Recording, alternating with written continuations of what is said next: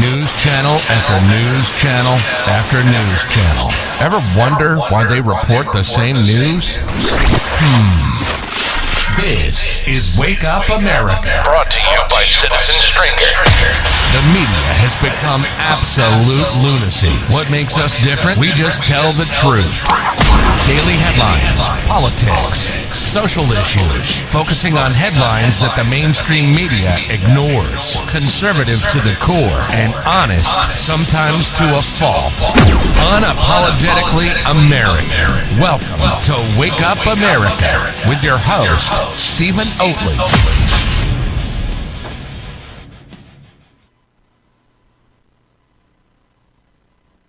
Up.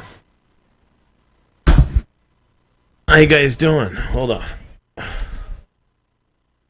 gonna print some shirts, just waiting for it to get hot enough to be able to start printing them. I'm also, you guys can't hear it, but I also have the audio from what's going on in Florida. There's a ton of news. There's a ton of news going on today, but I need to print shirts. I had to go to 3 different post offices this morning, but I finally got enough boxes because they never delivered them to me. But I got enough boxes, and so now I will be able to print some of these shirts and get some of these shirts out to you, which I know you've been waiting. So on the schedule today, we've got to print, what is it, 72 extra larges, 39 triple XLs, 15 4XLs, and 6 5XLs. And also 9 small and 45 medium. I mean, who's counting? It's just like 300 shirts. Someone said, why is no one talking about the Haitians that are coming across the border in the thousands? Actually, people are. Newport News Police Department radio scanner has been a school shooting at Heritage High School. Someone is reporting. There's so much news going on that 2 police officers were shot in Houston. The FBI is raiding the home in Florida of Brian Landry's parents. The FBI, with a lot of agents, are searching that home now. There's a lot. Someone said mass protests in New York City, except I'm not seeing those. So, I mean, there's a tremendous amount of stuff that's going on right now. Someone said 24-hour stream. I don't know. I think if I'm going to have to stop 1 o'clock. I'm just going to live stream until I'm done printing. I've got fans going and everything, trying to circulate some air, so that way it doesn't get too hot. But yeah, I'm going to be printing for a while. Yeah, someone said it's been talked about all over. Yeah, we talked about the Haitians down at the border, and I suppose I'll talk about that again. But we talked about that pretty extensively yesterday, and I believe on Saturday as well, Saturday night. We talked about it pretty extensively. It's disgusting. I mean, everything, really, when you think about it. Like, I've sat down this morning to do my mass. Are they really flying the Haitians out? Well, partly. They're flying the single adult male Haitians. They're flying them out. The ones that are not being flown out are the familial Haitians that are there. So the groups, the families, they're not. They're being processed and released out into the community right now. Right now, Citizen App reported it. What the protests? You know, I saw that too, but I'm not seeing a single live stream out of New York City right now. I know there was a BLM protest that was scheduled. Well, I don't know what time it was started, but there was a BLM protest that's scheduled for today outside of Carmine's in New York City. And that's for those 3 black women from Texas that say they were racially profiled when an Asian hostess told them they needed to be vaccinated in order to sit indoors, so that business was complying with the crazy rule that has been imposed in New York City. So their simple response, rather than, just saying, well, we're not going to eat here. Their simple response was to beat the hell out of that hostess, and then they were arrested. So someone said Joe Kent for Congress in Washington State. I'm not sure what you mean. I saw him this weekend. Joe Kent, if you're watching, I gave you an invite to come on my show. Come on, man. Come on my show. I sent you an invite. I know you read it. I saw you read it.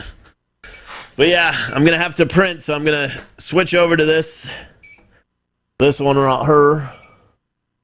And then you're going to see me doing some printing. You should have audio for this feed if the audio turns on. But yeah, my audio may not be that great because I'm going to have to stand and print some stuff. But I'm going to switch between a couple of different feeds. If anyone sees any feeds, April, if you find any other feeds, let me know and I'll put them up.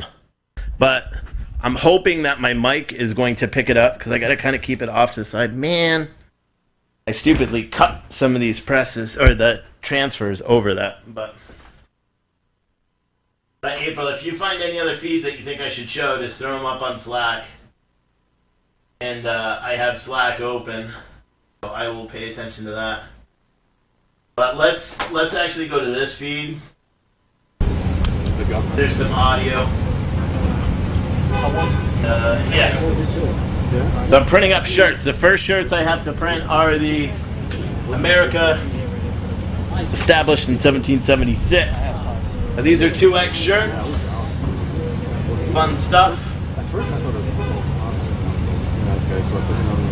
I don't know what it was. If they have like a shortage of boxes or what the deal was. But I had to go to 3 separate post offices this morning to get enough boxes so I could finish shipping out these damn orders. And I'm not even sure if I have enough. But that's if I finish printing all these today. Because for some reason in my head, I'm like, you know what would be a good idea? Wait to print the rest of the shirts until you get all the boxes. Doesn't make sense because now I have the boxes and I got to print them all. So right now you're watching a live stream out of Northport. This is a home of Brian Landy's home, his family rather. See, and that's what the shirts come out to be. Super nice. But this is his home, or his family's home. There's so much weird stuff with this house and with this family and with this whole case. A lot of things don't make sense. Yeah. You know, to me, a lot of things don't make sense. And I'm going to go from the very beginning, okay? I'm going to run down. I haven't done this yet on any show, but let me run down from the very beginning of what I think doesn't make sense. You have obvious signs of assault. When the police in wherever that was, in Utah or wherever that was, the police questioned him and they questioned her. He had obvious signs of assault. He was clearly, he had scratches on his arms, he had scratches on his face. He was clearly assaulted by her at that point. The police didn't arrest her, which doesn't make a lot of sense to me. You would think that they would have arrested her. Didn't arrest him. She also said right there that he was physically preventing her from getting in the vehicle, which, that's a domestic, right? I don't know. I'm only assuming. Is that a domestic? I think it is. So I thought that was weird that nobody was charged in that initial incident. That's that body camera footage that everybody's seen. Hopefully the audio is okay.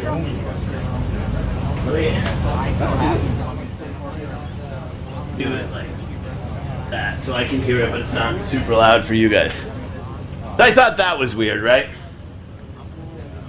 And then you hear, and then there's another thing that was really weird, and maybe it's just coincidental. I don't know. I just think it's very odd.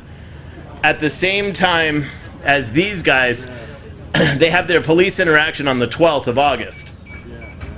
On the 13th of August, and during that police video, they talk about how they were at this cafe. I think it was like Moon something Cafe. And now, that's not weird in itself, but the fact that one of the waitresses that works at that cafe and her wife were brutally murdered just days later in the remote wilderness and found, shot to death, both of them, that's pretty odd too, when you think about it. Now, police initially, I was like, holy crap. Like, they have to be connected. There's no way that cannot be connected, right? Police say it's not connected. They say the death of those 2 women, I believe it's 2 women. I think they were into that whole LGBTQ stuff. But The police out there say that the death of those two women were not connected to the disappearance of Gabby Petito, which was weird. You know, because again, I wouldn't think that they would be separate because, well, it's such a remote area. I would have thought that, you know, if they're a missing person and murders that are taking place and they're all within the same area, it's too close to call it coincidence. But apparently not. Apparently it was coincidence. And then you don't really hear anything. You don't see anything. I didn't go through their social media profile, so I don't know if this podcasting trio, if Brian and Gabby made any other videos from the 12th on. So I don't know if they did anything. Then on the 27th, that's what we were talking about last night. On the 27th, you have new video being released. You have new video being released from a blogger, or a YouTuber rather, that's in this wildlife area. I don't know what you call it, wildlife area, whatever. That's in this wildlife area where these guys were last spotted, and they spotted the van. That van is that video led police to discover Gabby Petito's body yesterday. That in itself is just like, it's weird, but it's also kind of cool when you think about it. And I talked about this last night. I kind of wish that they did this search, like with social media and how everyone seems to be like really into trying to figure out everything about this case. I'm not sure what why everyone is so hyper focused on this particular case, because there's people missing all over the country all the time. You know what? We're gonna start doing a segment once a week where we're gonna feature a missing person, a missing minor.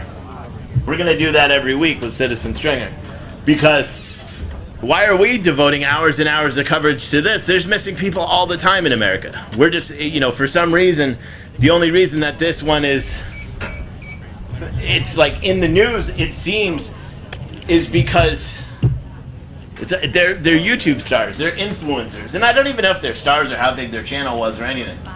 The media just latched on to this. The media latched onto it, and it became such a huge story. Ow. So then, when you look at the time frame, 6 o'clock on the 27th of August is when those YouTubers say that they captured the images of the van there. And there's no doubt with anybody that the images of that van are the actual van. There's no doubt. It's got the same bumper stickers, has the same ladder rack, has the same hat that he has. The same hat was there as well. Shit. There's some shirts that are like their hemming on the top isn't good. Now I wonder, can I get my money back for that shirt? If I send it back and say your shirt's shit. I don't know. Those shirts, I'll just make shirts for myself, because that's a 2X. When I'm feeling skinny, I wear a 2X.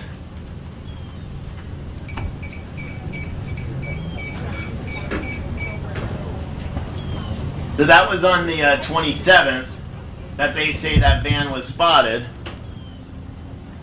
And then we learned that Brian, what are they bringing in there? This is live, mind you.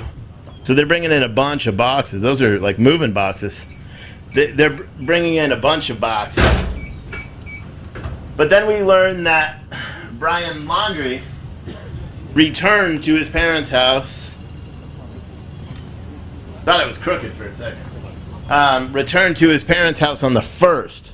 So that means he drove roughly 2,350 miles. I think that's 2,361 miles in 3 days.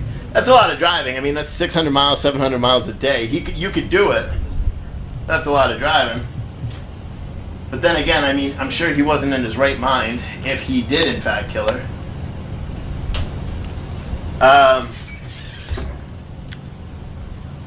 He drives back. He's back for 10 days, and nobody notifies her parents that that she's missing.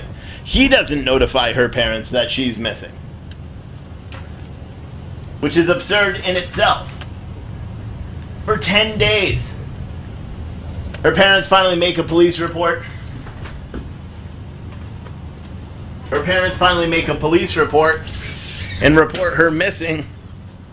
And then he refuses to cooperate with police the entire time. Now, this is what I find very, very odd about this. And I'm not, I've never been a cop, don't know that much about criminal procedure.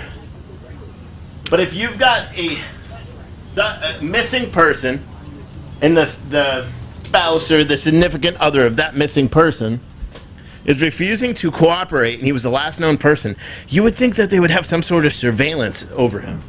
You would think that they would be watching him like a hawk, right? Because at that point he was not cooperating with police. His family wasn't cooperating with police. You would think that the police department down there would have been hyper focused on trying to find this girl. For whatever reason, they didn't seem to be. And on Tuesday, he apparently told his family, this is according to their lawyer, I believe, he apparently told his family that he was going to go hike in some wilderness area. And he disappeared. The thing that doesn't make any sense to me is the very next day, his parents go to that wilderness area and pick up the Mustang that he was driving, seemingly leaving him out there in the wilderness area. That aspect of it doesn't make any sense. Now, one thing I learned this morning is there's rumors that there may have been a note left in that vehicle. But again, you want to talk about weird things that just don't make sense. They went there and picked up the vehicle. They already know that he was he was the last person to be seen with her. The family already knows this. I mean, they're seemingly the ones that hired him an attorney. They come back and they bring the vehicle back on Wednesday, and then they don't tell the police that he's missing until Friday? Like, what kind of shitty ass parents are they? And I mean that. What kind of shitty ass parents are they? Where, one, you're going to cover for your kid when he may or may not have killed somebody. But secondly, if your son is missing, and you know he's missing, because why else would you pick up the vehicle that was left at a wilderness area? You know he's missing. If the son is missing, you know he's missing, why wouldn't you report it to police if you actually care?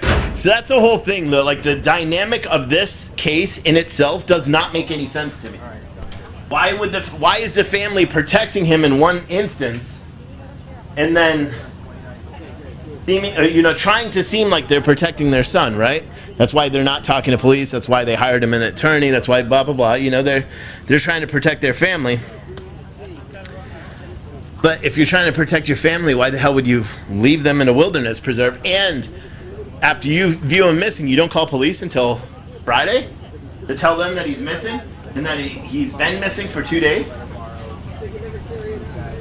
Very odd, right? Doesn't make a lot of sense. This whole case is very, very confusing.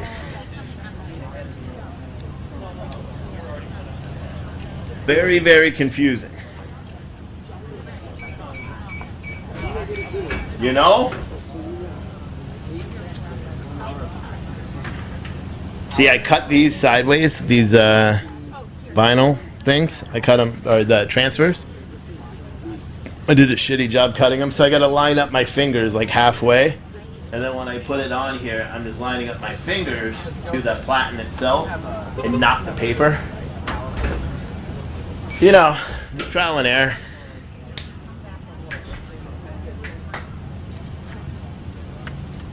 Any of you guys want to go into a coffee shop / t-shirt printing business? Let me know. No joke. Because this stuff sucks. I mean, I like doing it. There's something rewarding to me about printing your own t-shirt. But I do too much as it is. So printing off 200 t-shirts takes a substantial amount of time. And we're gonna see, you know, because I have, like I said, for these ones, for these double XLs that I'm printing right now, I have, what, 60, 72 of them to print. So we'll see how long it actually takes me to print 72 of these. But one of the reasons why I was thinking, because I was thinking about it this morning, and I'm like, okay, I could open a print shop / studio for my podcast. My son, in this house, he's got a room that's up in the attic, which was initially supposed to be my office, but it's got low ceilings. Like, it's a really big room, but it's got super low ceilings. And then when we moved in, we realized that there's no air conditioning and no heat in that room. So he's up there now. Probably what I'm gonna have to do eventually anyway is get an office space for the winter at least. Because if his room gets so hot right now, if I'm worried in the winter it's gonna be super cold. Because, well, I mean, then again, hot air rises, so who knows? But I just got a feeling it's going to be super cold because it gets hot up there. Like last night he came down, he had, you know, rosy red cheeks and all that. So I was just looking at office space. Now, I could get like a studio / you know, a print shop where I could hire someone to just do these and print shirts, which would make all of you guys happier. Because then with the mystery boxes, we could just print them on demand and ship them out right away. We don't even have to wait, you know, do these pre-sales. Well, still we do the pre-sales because I wait for the vinyl to come in. But plus I could have the actual store. And in this community, man, if I launched a physical storefront, I bet I wouldn't be able to keep shirts in stock. When I was at the county fair the other day, everybody had grunt style, everybody had American flags. When I go to pick up my kids every day, it's all patriotic clothing. It's awesome. And I know if I opened a store here, it'd probably be pretty profitable. I just don't have the time. It takes too much money. I thought about going out and taking like a $20,000 loan just to open it up, because the assets I can get equipment financing for, so I don't even worry about that. But I thought about taking out a small loan to open up like a coffee shop, because I like coffee a lot, like a patriotic coffee shop, and then where we make like little deli sandwiches and shit, and then we print shirts right there in the same place. It'd be fucking rad. Have a nice studio in the back to do my show and other podcasts. Plus then I'd have a place where, you know, if you were passing through Virginia, you could come in. Or if you were Antifa, you could get your ass beat. You know? I'll make a boxing ring in the background. For Antifa. Rad. Yeah, but if you guys want to support this show, you don't need to. But if you want to, you can visit f-antifa.live. Real website right there. f-antifa.live. And, you know, you can contribute that way. But yeah, if anyone wants to open a Pure Truth, what could we call it? Pure Truth Coffee? Fucking A, that's pretty good, right? Coffee so good it'll make you turn off fake news. Damn, did I just create that? I think I did. Uh-oh. Uh-oh. Fuck. April, go trademark that shit, quick. Pure Truth Coffee. That's pretty good. That's pretty good. Heritage High School, Newport News, mass shooter. Yeah, I heard. Someone said that a minute ago. I will switch and see. April, if you find any live feeds from there, any news coverage of it or anything, let me know and we'll throw that up. Jen Psaki is going to be holding a press conference at 1 o'clock. She'll probably be late, as always.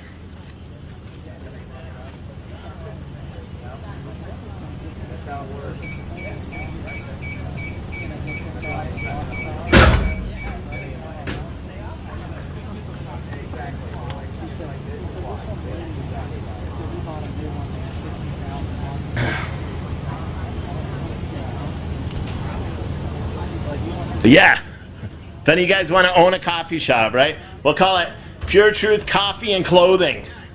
That's what the clothing line's already called. But then we could just make coffee, and we could have Citizen Stringer on TV in there, have a studio, sell all the patriotic coffee that your body can handle. Because that's one of the things that I want to do eventually is make my own coffee. We do rep, we're an affiliate with Invader Coffee out of Texas.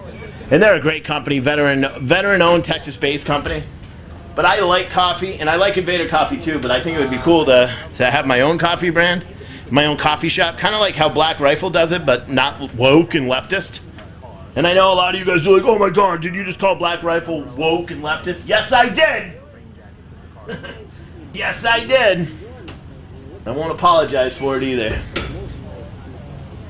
But yeah, any of you guys want to do it, send me an email. 50-50 partners.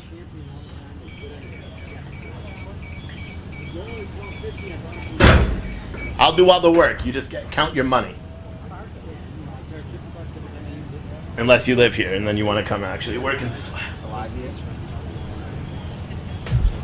But it's interesting. It's something I've talked about for a while.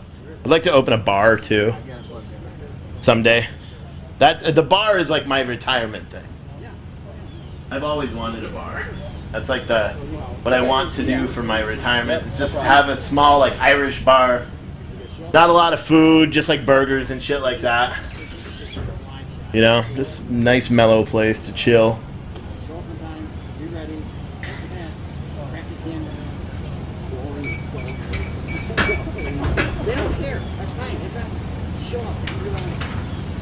Someone said, nice, I want in. Oh, hey, listen, send me a message. Figure it out. 50-50 partners. I'm only taking one. Actually, I'll take 3. And so we'll split it. 30-30-30. 30-30-30. Well, that would be 3.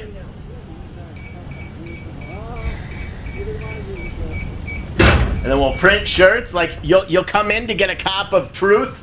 Woo-hoo! You'll come in to get a cup of truth. Man, that's what we'll call our cups of coffee. A cup of truth. And then we'll have like oh my God, I got to stop talking.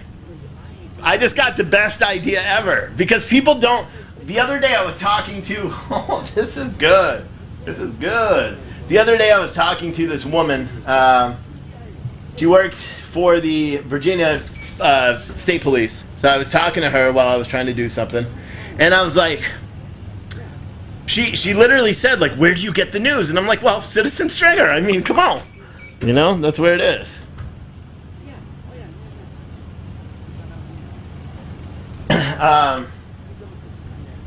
And because she literally said, there's no way, like, no matter where I try to get news, you can't believe it. And so I could sell coffee called a cup of truth, and I could have like a real headline for that day on the cup.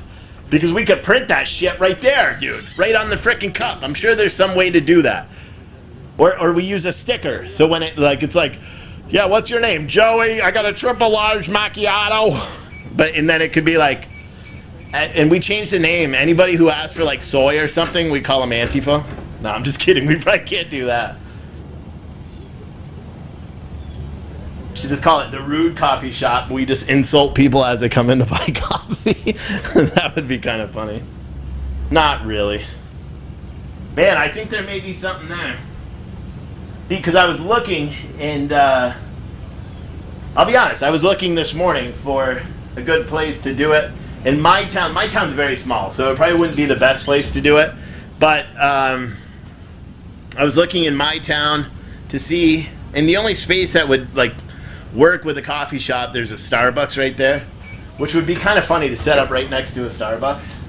Because think about it, if Antifa came to protest, they wouldn't know what coffee shop to attack, because they always attack Starbucks anyway. That would be funny. But then I was looking up the highway in Winchester. Winchester's got a little bit more that kind of place. It's a bigger city. Or it is a city compared to this. And then I was looking at Loudoun County. Loudoun County is where it would cost a little bit more than 20 grand to buy into that. That's one I may have fucked up, but nope, still looks good. I forgot to actually set the press down. And you guys can't tell because I make it look good, but I'm sweating my ass off right now. This thing heats up at 400 degrees. So right now it's down to 381. But I tell you what, in the winter, I won't need to have oil. I should just put a print shop in every, or one of these things in every room. It's freaking hot. Hot. But ideally what I would do is I would get a couple more of these and print the shirts like this, because they're easy, you could do it quick, and they last because I'm using screen printing. I'm not using vinyl or anything like that. So they actually cost a lot more, but they're just better. I like them better. But I would also buy a DTG printer. Like when I was having my buddy up in Massachusetts print all my shirts, I loaned him the money and he bought a DTG printer and then paid it back extremely quickly because we were ordering so many shirts all the time. But that's cool because if you have someone that's like good with designing, which I'm not a very good designer. But if you have someone that has any like graphic ability, they can actually print, they can make the design and print it right on a shirt. It's a huge printer, just like a regular printer, except it prints t-shirts. It's called direct-to-garment printing. And then there's another thing called sublimation. See, that's the best part because that was the next purchase that I was going to make is a coffee cup printer. It's a sublimation like printing system or a heat press, but it's just for coffee cups. And man, can you imagine having a Pure Truth coffee and clothing? Cup of Truth? I'm on to something there, right?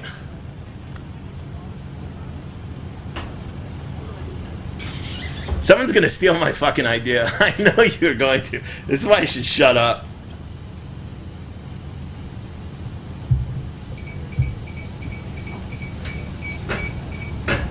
Someone said you have huge sublimation machines. Yeah, I mean, sublimation would be good because people are always asking for leggings and things like that. I just don't have the capabilities of doing it. And I don't want to invest that much money into something because even though they always say they want them, they want leggings, they want this, they want that, any of the sublimation stuff that I have on PT Patriots, or well, now it's called puretruthclothing.com, people don't really buy. They don't really buy.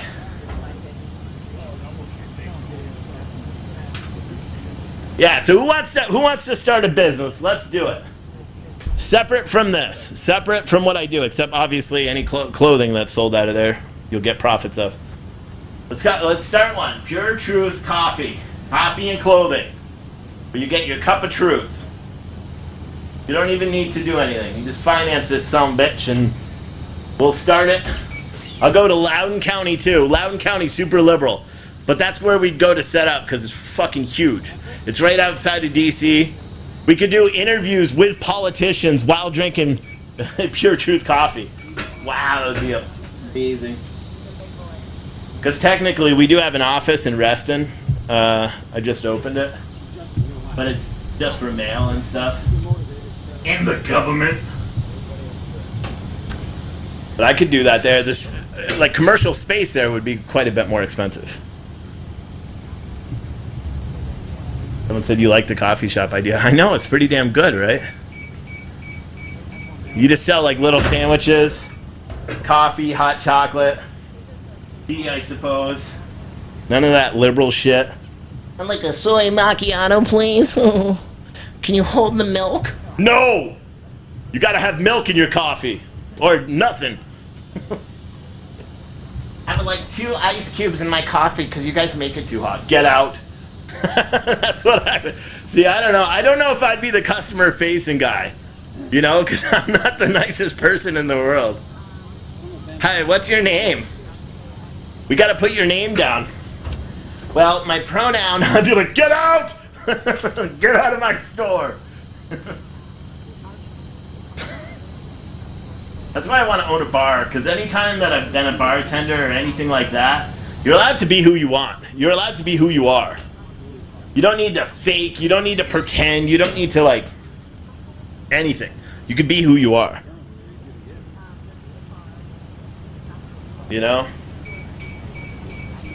You could do that if I own the coffee shop, right?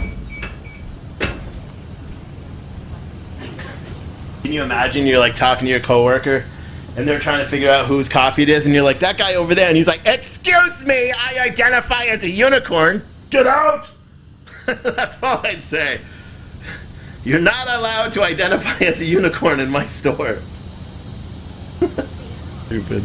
I'm having entirely too much fun daydreaming about owning a coffee shop and being able to be like who I am just in public. I know it's funny because you guys know I'm this way all the time. Everyone that's watching on social media. But anyone who's never seen it or doesn't know who I am, you have no idea. No coffee for you. Yeah, like the Seinfeld. No soup for you. No coffee for you. Get out. You sack of Nope. I'll stop myself right there. You just have Citizen Stringer up on the big screen TV in there. That would creep people out, right? They see the shirts that we print, I'm wearing. They see the guy talking on TV, it's me, and I'm the one making their coffee without smiling at all. Just the whole time. I think we need to have like I think it would be very important to have a deadlift rack, right? Or, a deadlift mat right on the coffee floor, the coffee house floor. Not really. Like, guys, just so you know, I'm skipping the gym to print the t-shirts. That's how important it is for me to print all these today. I gotta finish them, because if I finish printing all of them today, I have, like I said, like 200 and something shirts to print. If I finish printing them today, we'll ship them all out tomorrow. Oh, anyone who ordered a September mystery box, you're gonna get, and you ordered the size large. There was 18 of you. I ran out of all the surplus shirts, so most of you guys have either 3 or 4 shirts. They're all the new designs. If you're unhappy with it, because I know I've spoiled people by sending a crap ton of shirts in every mystery box. If you're unhappy with it, send me a message, okay? And I'll make it up to you somehow. But I thought I had more. Same is gonna go with the medium. I think I may be able to do half and half. The triple XLs, the 2XLs, 4XL and 5XL, I got the bigger box because you're getting more shirts than you know what to do with. And yes, you may already have duplicates. Like the 2XLs, you may be a dude that ordered 2XL shirts and you may be like, what the hell did I get a V-neck for? Give it to somebody that wears a 2XL that'll wear a V-neck. It's not one of the shirts you paid for. I just got a bunch of shirts I want to get rid of. So, gotta do that. Hold on, I gotta prep. I'm not ready.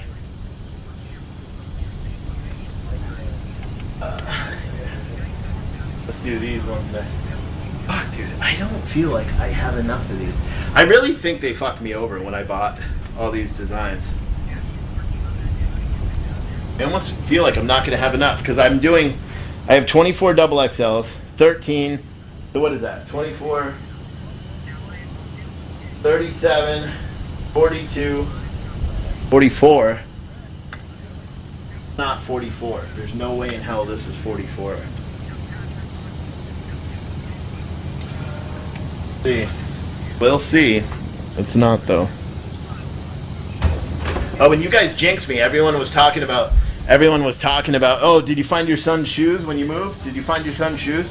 No, we never found his shoes. But you know what happened today? I lost mine. So I'm wearing like these New Balance ones my wife got me, the 515 like wides, I guess is what they're called. I hate them. I've had them for a long time and I don't wear them because my shoes are now missing. And I'm like, did my dog eat those shoes? Yeah, that's fine. I'll probably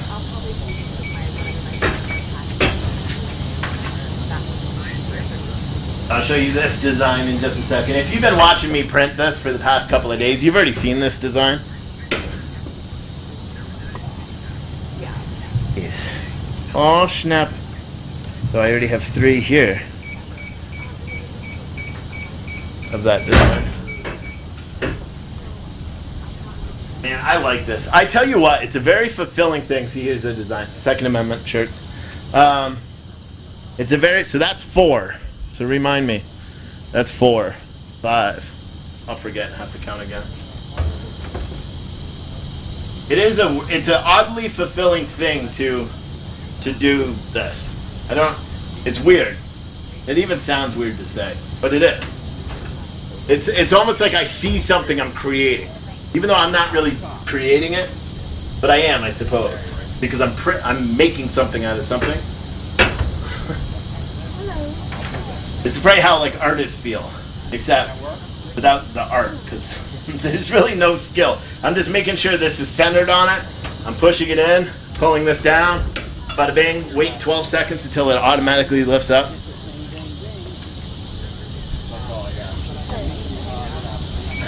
I thought my headphones were plugged in, but they said I'll take it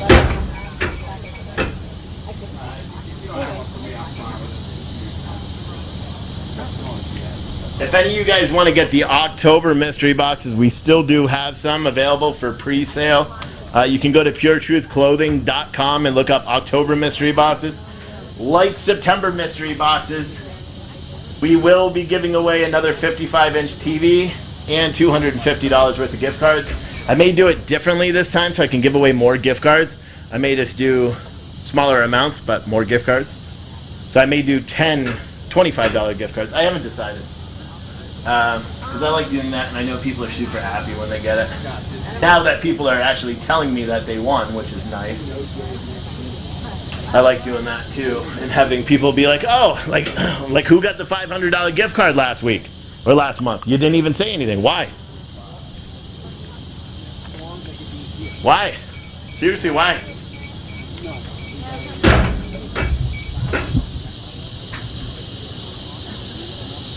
But someone is getting a 55-inch TV when I ship these out. Hold on one second.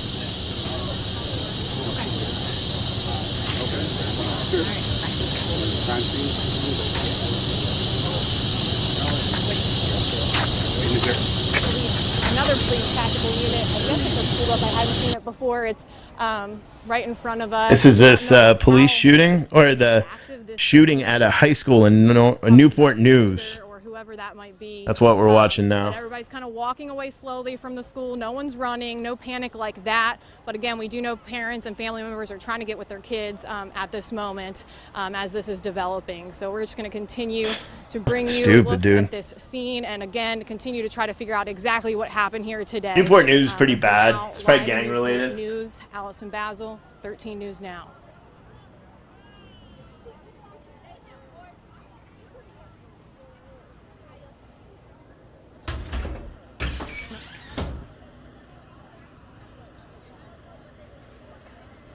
Right. What time is it? 12:59. Jen Psaki's gonna start running again, her we're mouth not soon. Sure, but like what I was seeing as well. Yeah, no one's running around. Just people kind of waiting for their kids to get to them at this point. But yeah, I wouldn't say any current panic. But again, we are not completely sure what the situation is at this time. But it looks like it's calming down.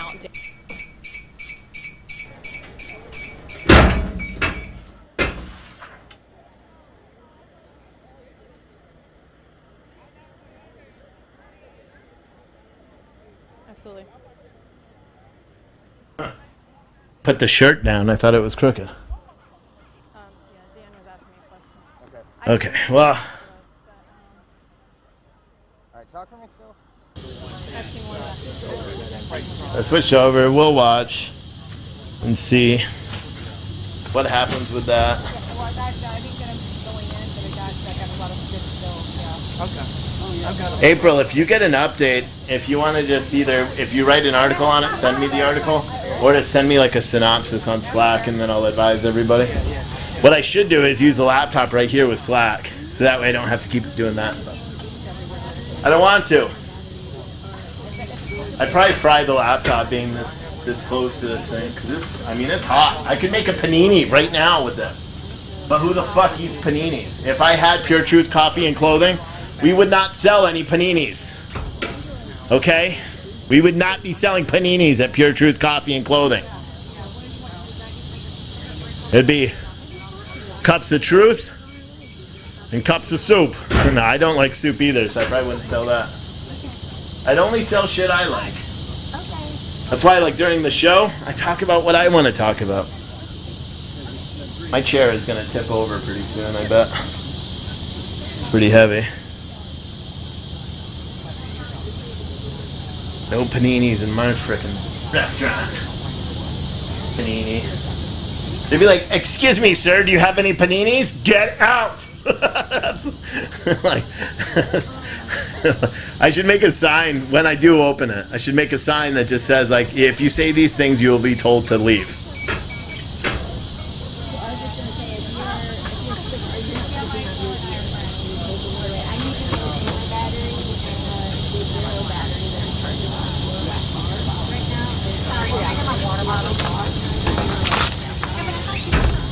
So there's not much going on at this house.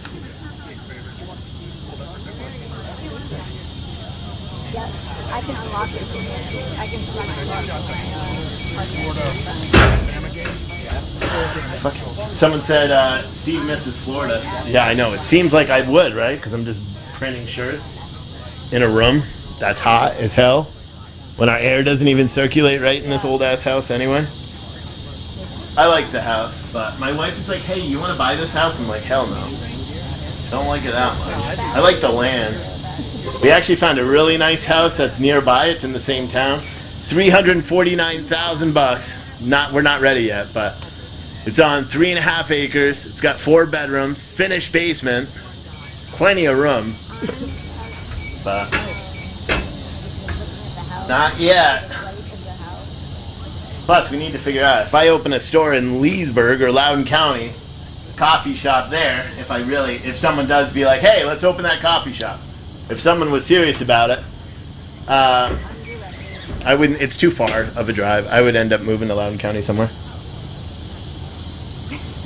I've been here before. Yeah. Thomas said with the $2 super chat said, "Club sandwich or knuckle sandwich only." I like that. We make the knuckle sandwich. No. It would have to be like news focused, right? Like a coffee newsstand. Like I know this guy that just bought a pretty, I'm not gonna say the magazine, but he bought a pretty well established magazine. He's a fucking rich dude. But he bought a pretty well established magazine and he's canceling all the agreements with the newsstands that he has. In this magazine, it's probably one of the biggest magazines in the United States. And it's old too.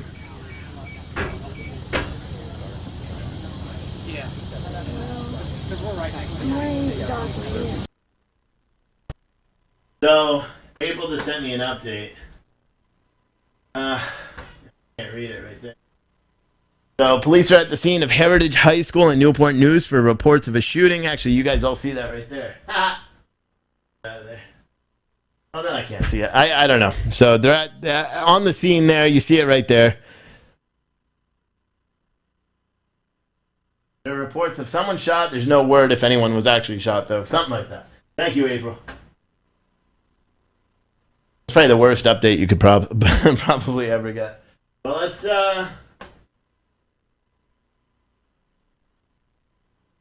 Jen Psaki, the White House press line ass, is going to be on live in a minute. And there she's going to talk about nothing. She's going to answer nothing. And the press corps is not going to stress or, pressure her to actually answer anything. Well, because why? They don't care. I wonder if they'll talk about the September 18th rally in D.C. Do you think they will? I wouldn't be surprised. Because they suck.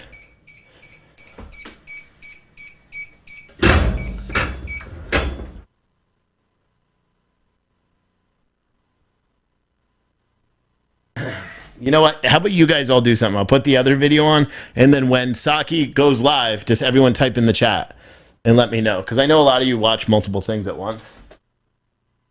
Why are we just going to listen to dead silence? We'll rather... Let's listen to this, and at least there's some background noise in the background. Background noise in the background. Cup of chili. Cup of chill. You can make stew and call it shit stew? No, I don't. I don't think people would buy shit stew. I do like that though. The idea, like a cup of truth, and then you have like true headlines. I bet a lot of people would patronize that store. Man, I shouldn't have said it live on the air. I'll just delete this video when I'm done. No one can steal my idea. And then we can just franchise it out, man. This is the time. Who wants to do it? You don't even need to do shit. You invest. That's all you need to do. You invest the money. I'll run it. Seems like anything I touch business-wise lately is just turned into gold. Do you know why I sell the shirts? Because I make money doing it. And even now that I'm doing this myself, still making money. You know, I don't make as much with the mystery boxes because I overfill them with shirts. But on the individual shirts and things like that, I do. And to be honest, I like doing it more than I like being like, oh, you know, send super chats, send Facebook stars, send cash apps. I'd much rather print shirts and have people wearing it. Like, I'm going to make a new Wake Up America shirt. That's going to be specific. It's going to have like the same kind of logo, but then it's going to say like podcast on the other side. Those are going to be badass because I'm going to have something on the back that's going to be sick. Going to be sick.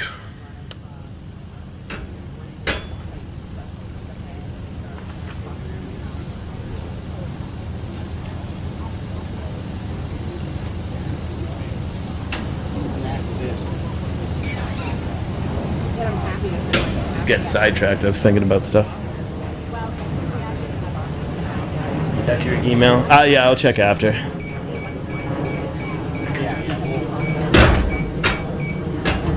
Yeah, the new Wake Up America shirts, I'm going to order those, the design for it, because I'm going to print those here too. Like, yeah, I'm going to do that. Plus, I'm going to get some sweatshirts. I'm trying to find like a sweatshirt brand that's not... And I'm talking about, it's hard to get here, but if you can park away, come up and go to the authorities over there by the fire station. Right. Jen Psaki is coming live. See that timing? God, it's like I do this for a living.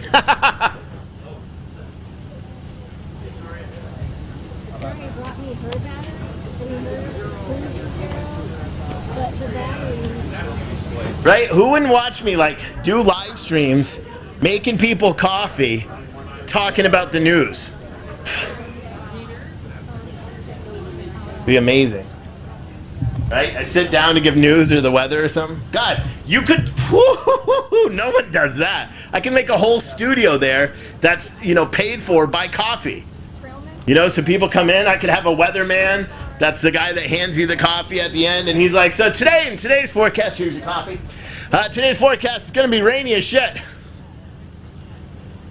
Sir, I asked for ice in my coffee. Get out. Get out. I don't know if it would be a good idea. I'd be there, but I wouldn't be the guy that talks to the customers. I think what I would do is I'd kick them out. They'd be like, Steve, you got to kick another one out. I'd be like, yes.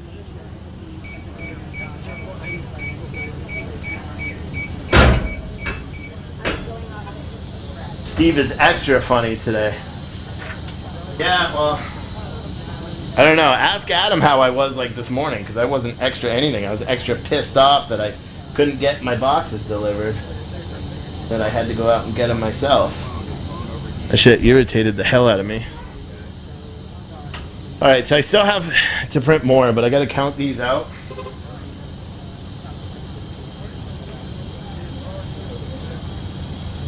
Hearing car horns. Irritating. No, it's not mine. My keys are right here. And I see my truck. Because I keep hearing like a car alarm. Like my car. Like, you know when you leave your keys in a Chevy and it goes like beep, beep, beep? That's what I keep hearing. And it's annoying me because I keep looking at my truck. There's no one by my truck. And if there was, I wouldn't be here. You'd just hear, bow, bow. That's what you'd hear if someone goes near my truck.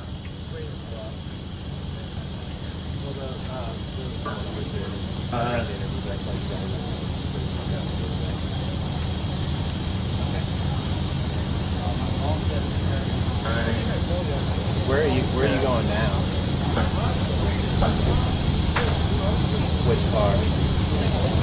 Okay, cool. Is there a way There's water. Wow, that was awesome? I don't know how supposed to figure out how many shirts they're sending me. Because normally they're in clumps of like 12, Can you unlock but it looks like that last one was maybe a clump of 15. Put it in the truck. Okay. Shut up, Jen News Psaki! for all of you at the top. right, Today, listen. the Biden administration is launching House America, a new initiative for the Department of Housing and Urban Development and the United States Interagency Council on Homelessness that will engage state and local leaders to set and achieve ambitious goals for reducing homelessness in America. Homelessness was on the rise before the pandemic, and the last couple of years have just exacerbated the problem. On any given night, more than 500,000 Americans were enduring the pandemic without the safety and protection of a home. Thanks to the President's American Rescue Plan and Congress's Everybody's American Rescue Plan, communities now have historic housing resources to help more Americans obtain the safety of a stable home, including 70,000 emergency housing vouchers, $5 billion in home grants, Fixed it, and sorry. significant investments to preserve and protect housing on tribal lands. In addition, communities have $350 billion in state and local fiscal recovery funds from the Department of Treasury to support many needs, including homelessness and housing instability. So today, HUD is asking state, tribal, and local leaders to work collaboratively with them to use these ARP funds and other existing federal, state, and local resources to rapidly reduce homelessness in their communities and add new units of affordable and supportive housing into the development pipeline by the end of 2022. The initiative will promote the use of housing first, the proven theory that the best way to stabilize the life of someone experiencing homelessness is to ensure that they have a home first without preconditions. And so we are moving forward with that. Also wanted to note that tomorrow, the Senate Committee on Small Business is set to consider the nomination of Dilawar Syed, for Deputy Administrator for the Small Business Administration. He's well qualified to serve as Deputy Administrator of the SBA, which has been critical in providing relief to small businesses in the midst of the pandemic.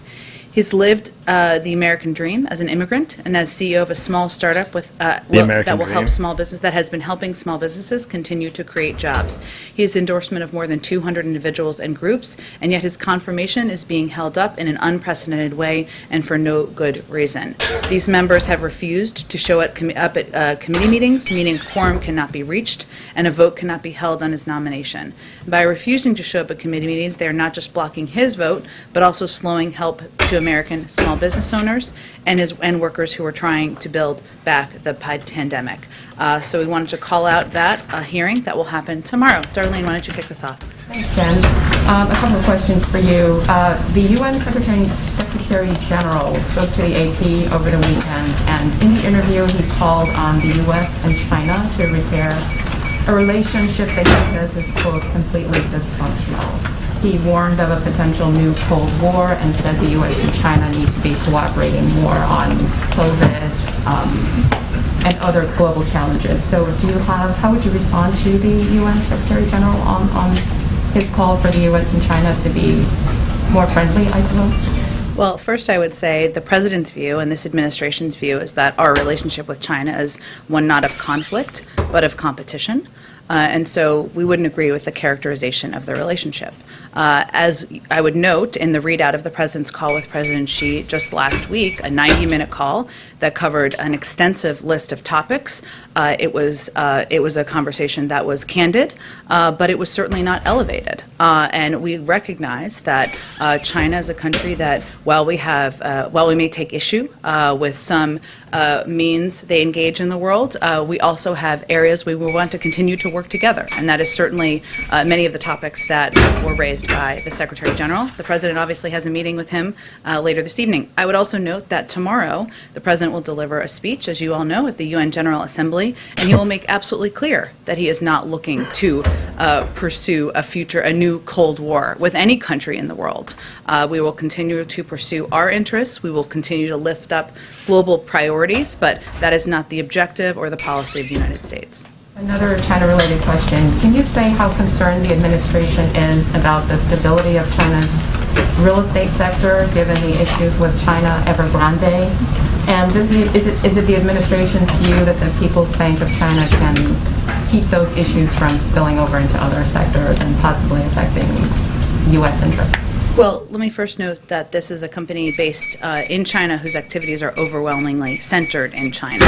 That being said, we always are monitoring global markets, obviously from the Department of Treasury primarily, including the assessment of any risk to the U.S. economy, and stand prepared to respond appropriately if needed. But that monitoring would happen primarily from the Department of Treasury and our Secretary of Treasury, of course. Really quickly, is there any reaction from the White House to the conviction earlier today of the man who inspired Hotel Rwanda? He's a U.S. resident. He was a recipient of a Presidential Medal of Freedom. I understand, and I would like to get you a more comprehensive reaction to it. I know this is a question that others will have in the room, so let me venture to do that after the briefing. Go ahead. What does the President want to tell President Macron about the submarine deal? Well, first, I think, as had been noted in some reports, so let me just confirm this, I guess. The President will have a call. We're still working on the scheduling of it with President Macron in the coming days. And what I expect the President will do on that call is reaffirm our commitment to working with one of our oldest and closest partners on a range of challenges that the global community is facing. And he, of course, will discuss recent developments and our ongoing work together on a range of issues. Certainly our shared interest in the Indo-Pacific, but also a range of global challenges and issues. I would also note that the President spoke in his remarks last week, he acknowledged that France has a substantial Indo-Pacific presence and is a key partner and ally in strengthening security and prosperity. But most importantly, we continue to look forward to our close alliance with France, one of our strongest partnerships as we work to address a range of issues in the world. You have no plans to abandon the submarine deal, do you? No, we do not. And secondly, back in July, you opted not to lift the travel restrictions on international visitors. What's changed between then and now? Well, back in July, we also announced that there were a series of working groups that were both interagency and working with a range of countries and partners in the world to determine what the most equitable and clear policies should be moving forward to resume broader international travel. And the older rules were not equitable in our view, and they were a bit confusing, and so this was an effort to pursue that. As was announced in a call earlier today, but I can reaffirm some of the specifics that were announced. Starting in November, we will be implementing, I should say, in early November, we'll be putting in place strict protocols to prevent the spread of COVID-19 from passengers flying internationally into the United States by requiring that adult foreign nationals traveling to the United States be fully vaccinated. Obviously, this is the conclusion of a policy process on that particular issue, an important one facing many people around the world. Go ahead. Hey, Jen, a few quick questions on COVID, and then I have a foreign policy question for you. Now that the FDA's vaccine advisors have recommended boosters for people 65 and up, how soon do you expect President Biden to get his booster shot, and will he do so on camera? He will do so, and he will do so on camera. I don't have a date for you exactly. It's important to note, just to take a slight step back, that there are still a couple of additional steps in the process. Well, we view the news on Friday as an important step forward in protecting more people, saving more lives. The steps now is that ACIP is planning to meet based on their recommendation. We're, of course, prepared to operationalize on the plan, and that includes having the president get his booster shot as well. Is the president still being tested for COVID regularly, and if so, how often? He is tested regularly. He was tested last week, and his test was negative, but he is tested regularly. Yes. Just lastly on this front, has he gotten, or does he plan to get a flu shot? I will talk to his doctor. I got a flu shot last week. They're broadly available, but I will check and see if we have an answer to that question. And then just on the foreign policy front with the UN visit tomorrow, President Biden came into office declaring that America is back and vowing to reinvigorate U.S. alliances. But in recent weeks, we've seen European allies be unsettled by the execution of the U.S.'s withdrawal from Afghanistan. The administration has admitted to mistakenly killing 10 civilians in this drone strike. And now the U.S.'s oldest ally, France, has recalled its ambassador after being blindsided by this submarine deal with Australia. So my question to you is, how is the president going to restore U.S. credibility at the UN this week after all that? Well, why don't I give you a preview a bit of what you can hear the president talk about tomorrow in his remarks. And obviously, as you know, he'll have a number of bilateral meetings tomorrow as well as later this week. And to the degree you all have questions, I'm happy to speak to those as well. But what you'll hear him talk about tomorrow is the president's going to lay out the case for why the next decade will determine our future, not just for the United States, but for the global community. And he will talk, and this will be a central part of his remarks, about the importance of reestablishing our alliances after the last several years. I also think it's important to note that reestablishing alliances doesn't mean that you won't have disagreements, or you won't have disagreements about how to approach any particular issue in the world. That is not the bar for having an alliance, an important partnership. That has never been, and it is not currently. And with the goal, of course, of increasing the prospect of security and diminishing the prospect of war.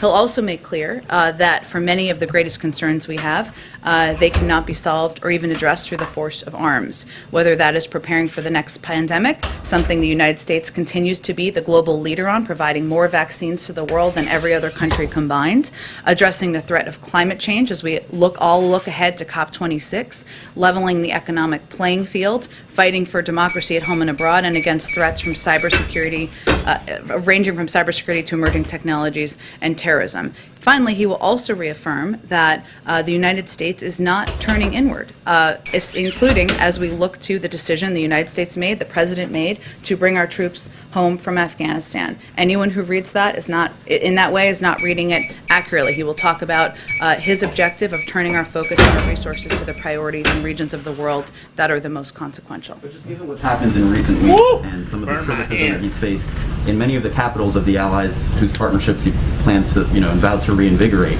does he believe there's work to be done to restore that credibility, or to is there address a country the well, tell me which country is telling you that we don't have credibility in the world? I didn't say countries are saying Every there's no country. credibility, but there has been We criticism look weak in as foreign shit. capitals in recent weeks, including with many of those partners who the president said he was going to reinvigorate these alliances with. So how does he square? But what I think the reason I asked that question is because I think it's important to note that criticism of a decision is different from criticism of the credibility and leadership of the United States, broadly speaking.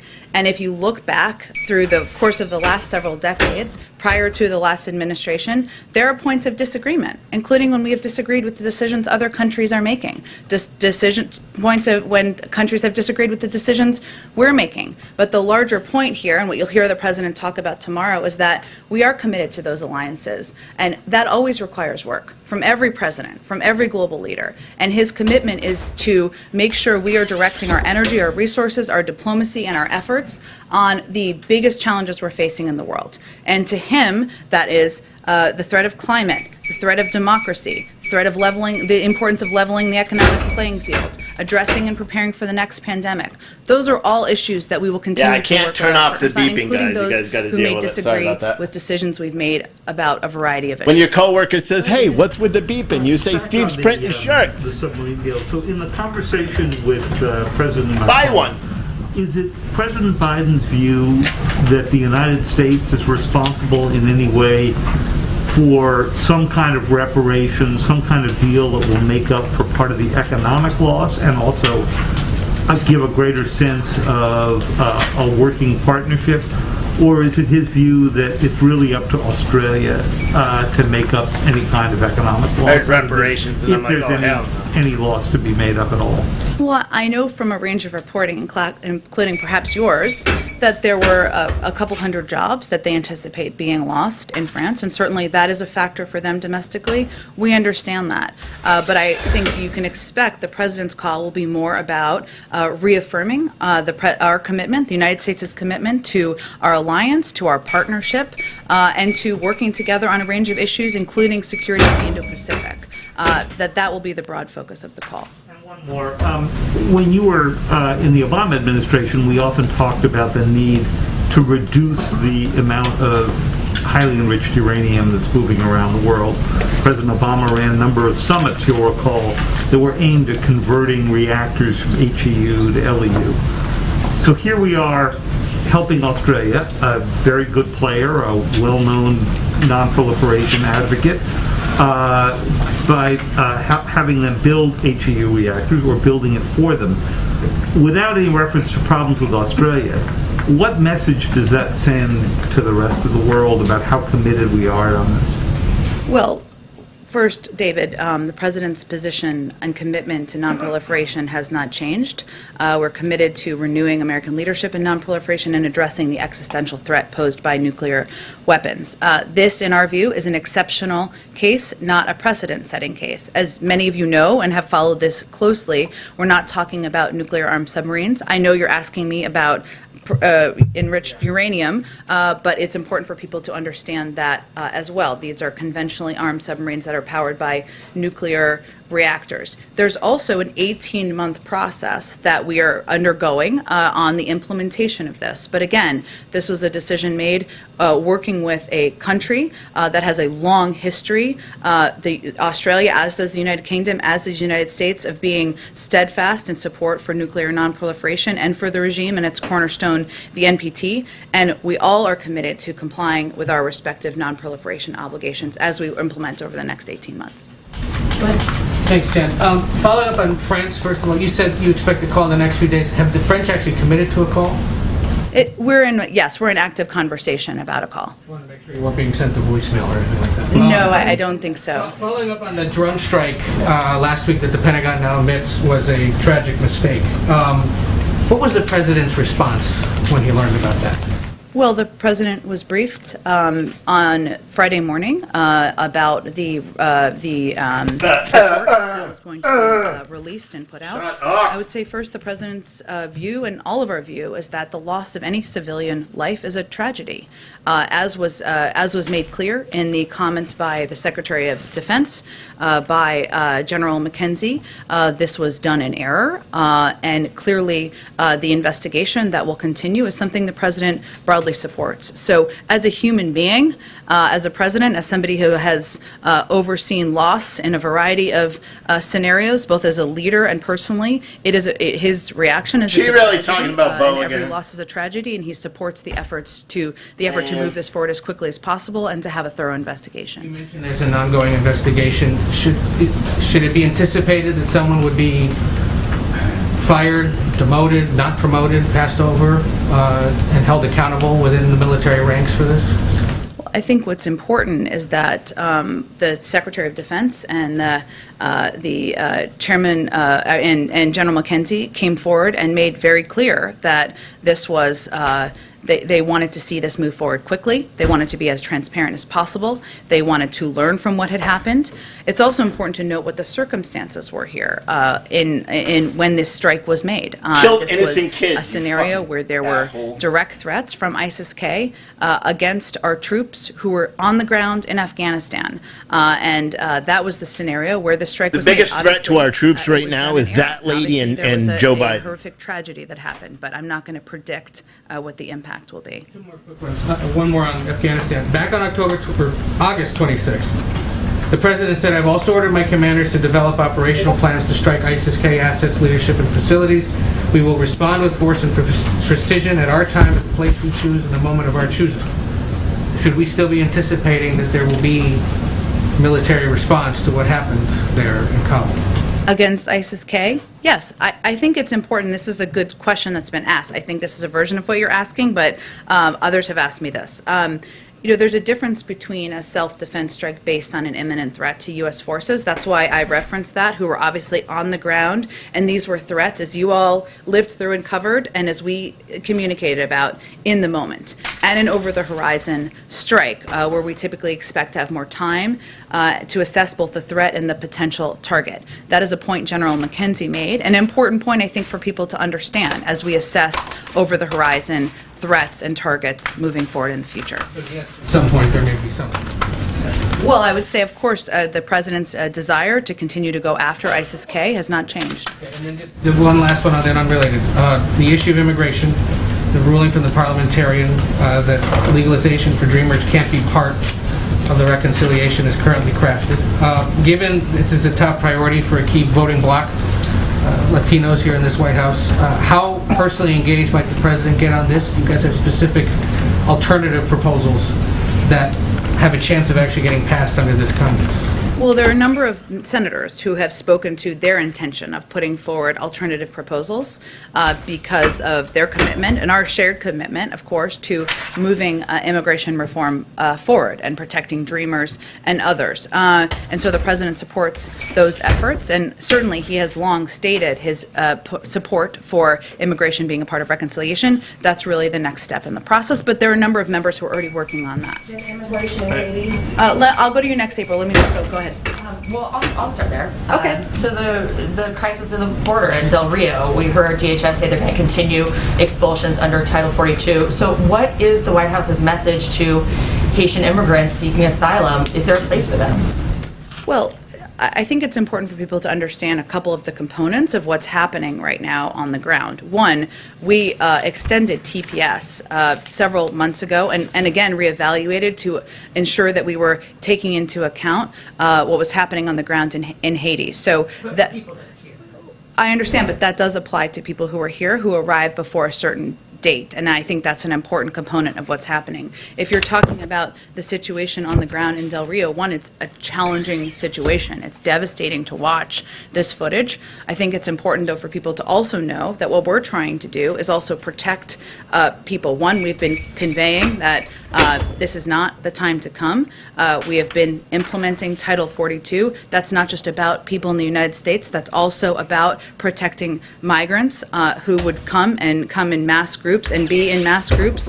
We are also surging resources and taking a multi-pronged approach. We've been working with the American Red Cross to bring in much-needed resources. We've worked with the Central Kitchen to bring in meals, and we have been expediting repatriation flights, both to a range of countries in South and Central America, where people may have come from, if they can be accepted back, and some back to Haiti. That is what our focus is on at this point in time, and our message continues to be, as you've heard Secretary Mayorkas convey, now is not the time to come. For a range of reasons, including we don't have the immigration system up and running in the way we want, including there is still a pandemic and Title 42 remains in place. And these are the steps that we're taking in part to protect the border communities as well as the migrants themselves. Different topic quickly. There will be a government shutdown if Congress doesn't act in 10 days. Can you tell us what the impact of a government shutdown would be on the COVID response from this White House? Well, our effort right now is to prevent a government shutdown and to ensure we are not facing a government shutdown. Shut it down! And as we get closer, we can certainly discuss that, but right now that's where our energies are. Go ahead, April. Jen, back on Haiti. I hear that, but digging in the weeds a little bit more, the process for Haitian migrants has always in this nation been different than other nations. You have people like Congresswoman Sheila Jackson Lee, who's calling for equal treatment and fairness when it comes to the Haitians at the border. And overall, you're allowing Afghans to come in, Afghan supporters to come in, as well as Mexicans, and then Haitians are not allowed. Can you speak to that? She's got a point. Of equity. Biden's racist. Absolutely, April, and I appreciate your question. Let me just take these different pieces side by side, right?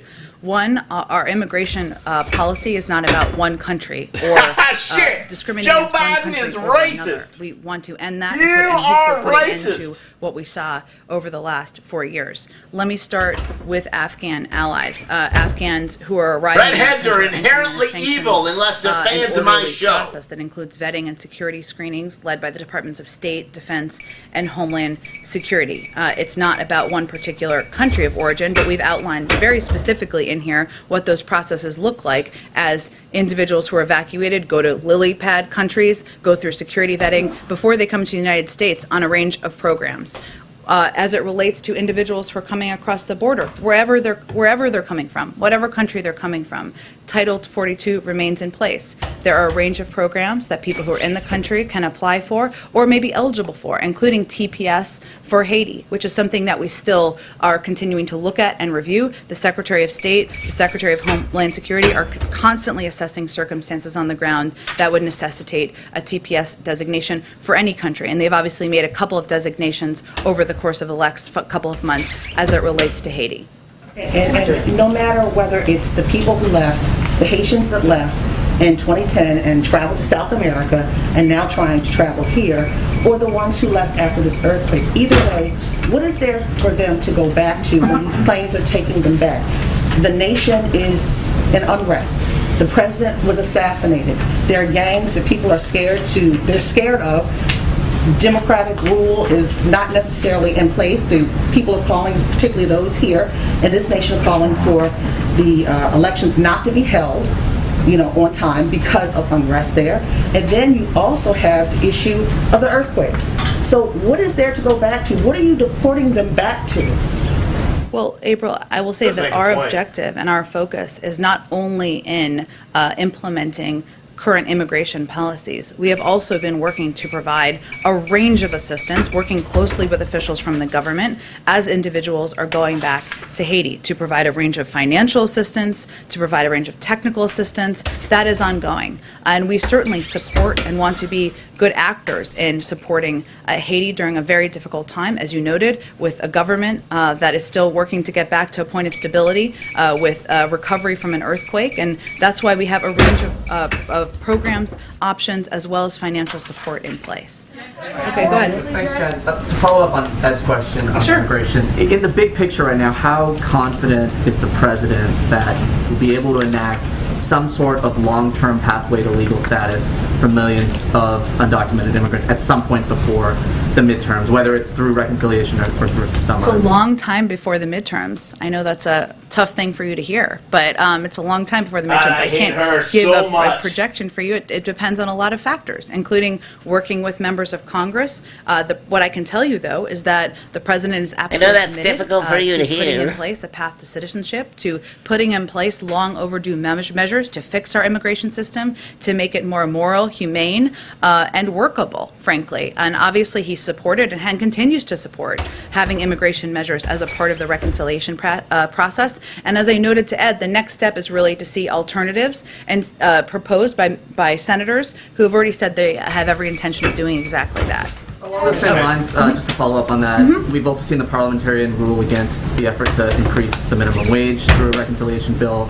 We've seen other priorities on the Hill that both the president and Democrats campaigned on, police reform, gun control, also stalled. Is there a recognition in the White House now that some of the priorities that he and the party campaigned for last year are just simply not going to happen, not going to become reality before the midterms? No. Go ahead. Thank you, Jen. Back to the drone strike. You said last month, get her, Peter! Horizon capacity can work and has worked in going after ISIS targets and killing people who went after our troops, but you guys didn't kill people who went after our troops. You killed 10 civilians, including 7 children. So does the president still think these over-the-horizon strikes can work? Absolutely, and I will just reiterate, as our Secretary of Defense conveyed, as General McKenzie conveyed, that there was a serious mistake. The Secretary of Defense has authorized, as I noted before, a thorough review of the investigation just completed by U.S. Central Command, including the degree to which the investigation considered all available context and information, the degree to which accountability measures need to be taken, at which level, and the degree to which strike authorities' procedures and processes need to be altered in the future. That's an important process. I would note, which I noted earlier, that there's a difference between a self-defense strike, which is exactly what this was, and I would note there was one prior to this that was a successful self-defense strike, and those that wasn't posing an imminent threat to U.S. forces who they were, won't as even we all identify know, who on the it was ground that they killed. time, facing real threats in real time, and an over-the-horizon strike, where we typically expect to have more time to assess both the threat and the potential target. That is a different approach, and it requires a different approach, and is a different approach internally, and General McKenzie spoke to that last week as well. Some of the victims' relatives are saying that they want to be relocated here. Is that something that the administration is going to help them do? I'm not aware of that request or that ask. I'm happy to certainly speak to our national securities team and see what that process. We killed their whole family. We shouldn't bring them here. Set them up Is somewhere somebody else. Not here, though. The foreign nationals who are walking into Del Rio, Texas, and setting up camps on this side of the border for proof of vaccination or a negative COVID test.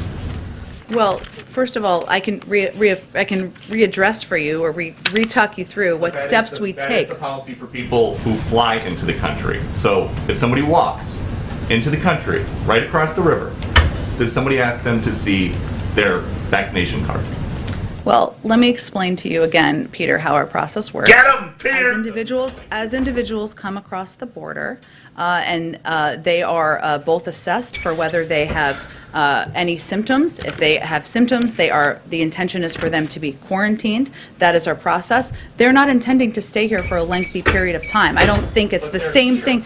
It's not the same thing. These are individuals, as we've noted. The fuck it isn't, you lying. Oh my God, she's evil. Based on Title 42, specifically because of COVID, because we want to prevent a scenario where large numbers of people are gathering, posing a threat to the community and also to the migrants themselves. So those are the policies that we put in place, in large part because, again, the CDC continues to recommend Title 42 be in place, given we're facing a global pandemic. Where's the vice president on any of this? Isn't she supposed to be addressing the root causes of migration? Absolutely, and she has been addressing the root causes of Bullshit, migration. she's been missing We're in working with action. countries in the region. Where's to ensure they have Kamala? the assistance they need to reduce the number of people who are coming and trying to make those journeys across the border. We've actually seen some reductions in some of those numbers. fuck we have? We got 15,000 people at our border. Situation Oh in my Del God. Rio. We're working to implement our policies, and we're working to ensure we are also addressing root causes. Just a quick one on boosters. Why did the president say in August, just remember as a simple rule, 8 months after your second shot, get a booster shot if there is not enough data to support that for the general population? Well, what the president also said is that, I want to be very clear, the plan is pending the FDA conducting an independent evaluation of the safety and effectiveness of a third dose of the Pfizer and Moderna vaccines and the CDC's advisory committee. We are right now in the week of September 20th. The advisory committee is meeting on Thursday. We've seen some recommendations that we felt was a step forward in providing more protection to people across the country, and we'll wait for that process to play out. Our objective and our role is to ensure we have To lie to the American capacity, public. That's her the number of objective and shots to provide them to the American people. 16 out of 18 FDA advisors say there is not the science. The president talks about following the science. Is this a case of him getting ahead of the science? Well, first of all, I think what you heard Dr. Collins and Dr. Fauci convey yesterday is that this is going to be an ongoing process. I would remind you that the percentage of individuals at this point who would be eligible to get a booster are largely people over 65, because those are people who would have had the second dose 6 months ago. If we're looking at when we're going to have available data, that's what the CDC and the FDA looks at. They need enough data to make assessments. No one is suggesting that there will never be boosters. We are suggesting that there needs to be a process to be seen through for when boosters should be approved and when a broader swath of the population is eligible. Go ahead, Kelly. Back to the international COVID vaccine requirements for travelers. A number of individuals and European allies have been pressing for access to the United States. Families that have been separated, business relationships that have been affected by it. And so before the president goes to the United Nations General Assembly and has meetings with foreign partners, this is when the decision is announced that vaccination will allow people to come into the country. Is that part of the president's sort of foreign policy outreach this week, the timing of this decision? If we were going to make things much easier for ourselves, we would have done it prior to June, when the president had his first foreign trip, or earlier this summer. This is when the process concluded. We want to make the information available to the public. We're basing it on science, and when the process concluded, and here we are today. Do you anticipate that Americans who are coming back to the United States who would be affected by this having to be tested, would there be any opt-out policy for those who don't want to do that? You mean people who don't want to be vaccinated, who are Americans? Yeah, unvaccinated Americans who would be flying home from foreign travel. So there would still be requirements for individuals, Americans who are not vaccinated, including providing proof of a negative test result taken within 1 day of their departure, and providing proof they have purchased a viral test to be taken after arrival for Americans who are not fully vaccinated, which at this point would obviously apply to children as well. And one last point, given the whole political timing, or at least the timing seen in a political context of this vaccine requirement, following up on what Jeremy was asking, does the president go into UNGA knowing that his relationship with allies has hit a bumpy patch? I think the president's view, having been on the world scene for 50 years, is that you always have to work on your relationships, and that includes with global leaders. But he believes that our relationships are sustaining over the course of many decades, that every step he's taken from the moment he took office was with the intention of rebuilding alliances and rebuilding those partnerships that were frayed over the last 4 years. And his view, as I've conveyed over the course of the early part of the briefing, is that That doesn't mean that the bar is we will always agree with everything our partners and allies do, nor will they agree with everything we do, but that our relationships are stronger, they have a stronger basis, and that we have an opportunity to work together on the global issues that the world is facing. That's what he expects the focus of the next few days to be. Some of the president's counterparts who will be in attendance at the UN this week have not gotten vaccinated. Some have had COVID in the past. Any pause in sending the president into the UN General Assembly chamber and the potential that could be a super spreader?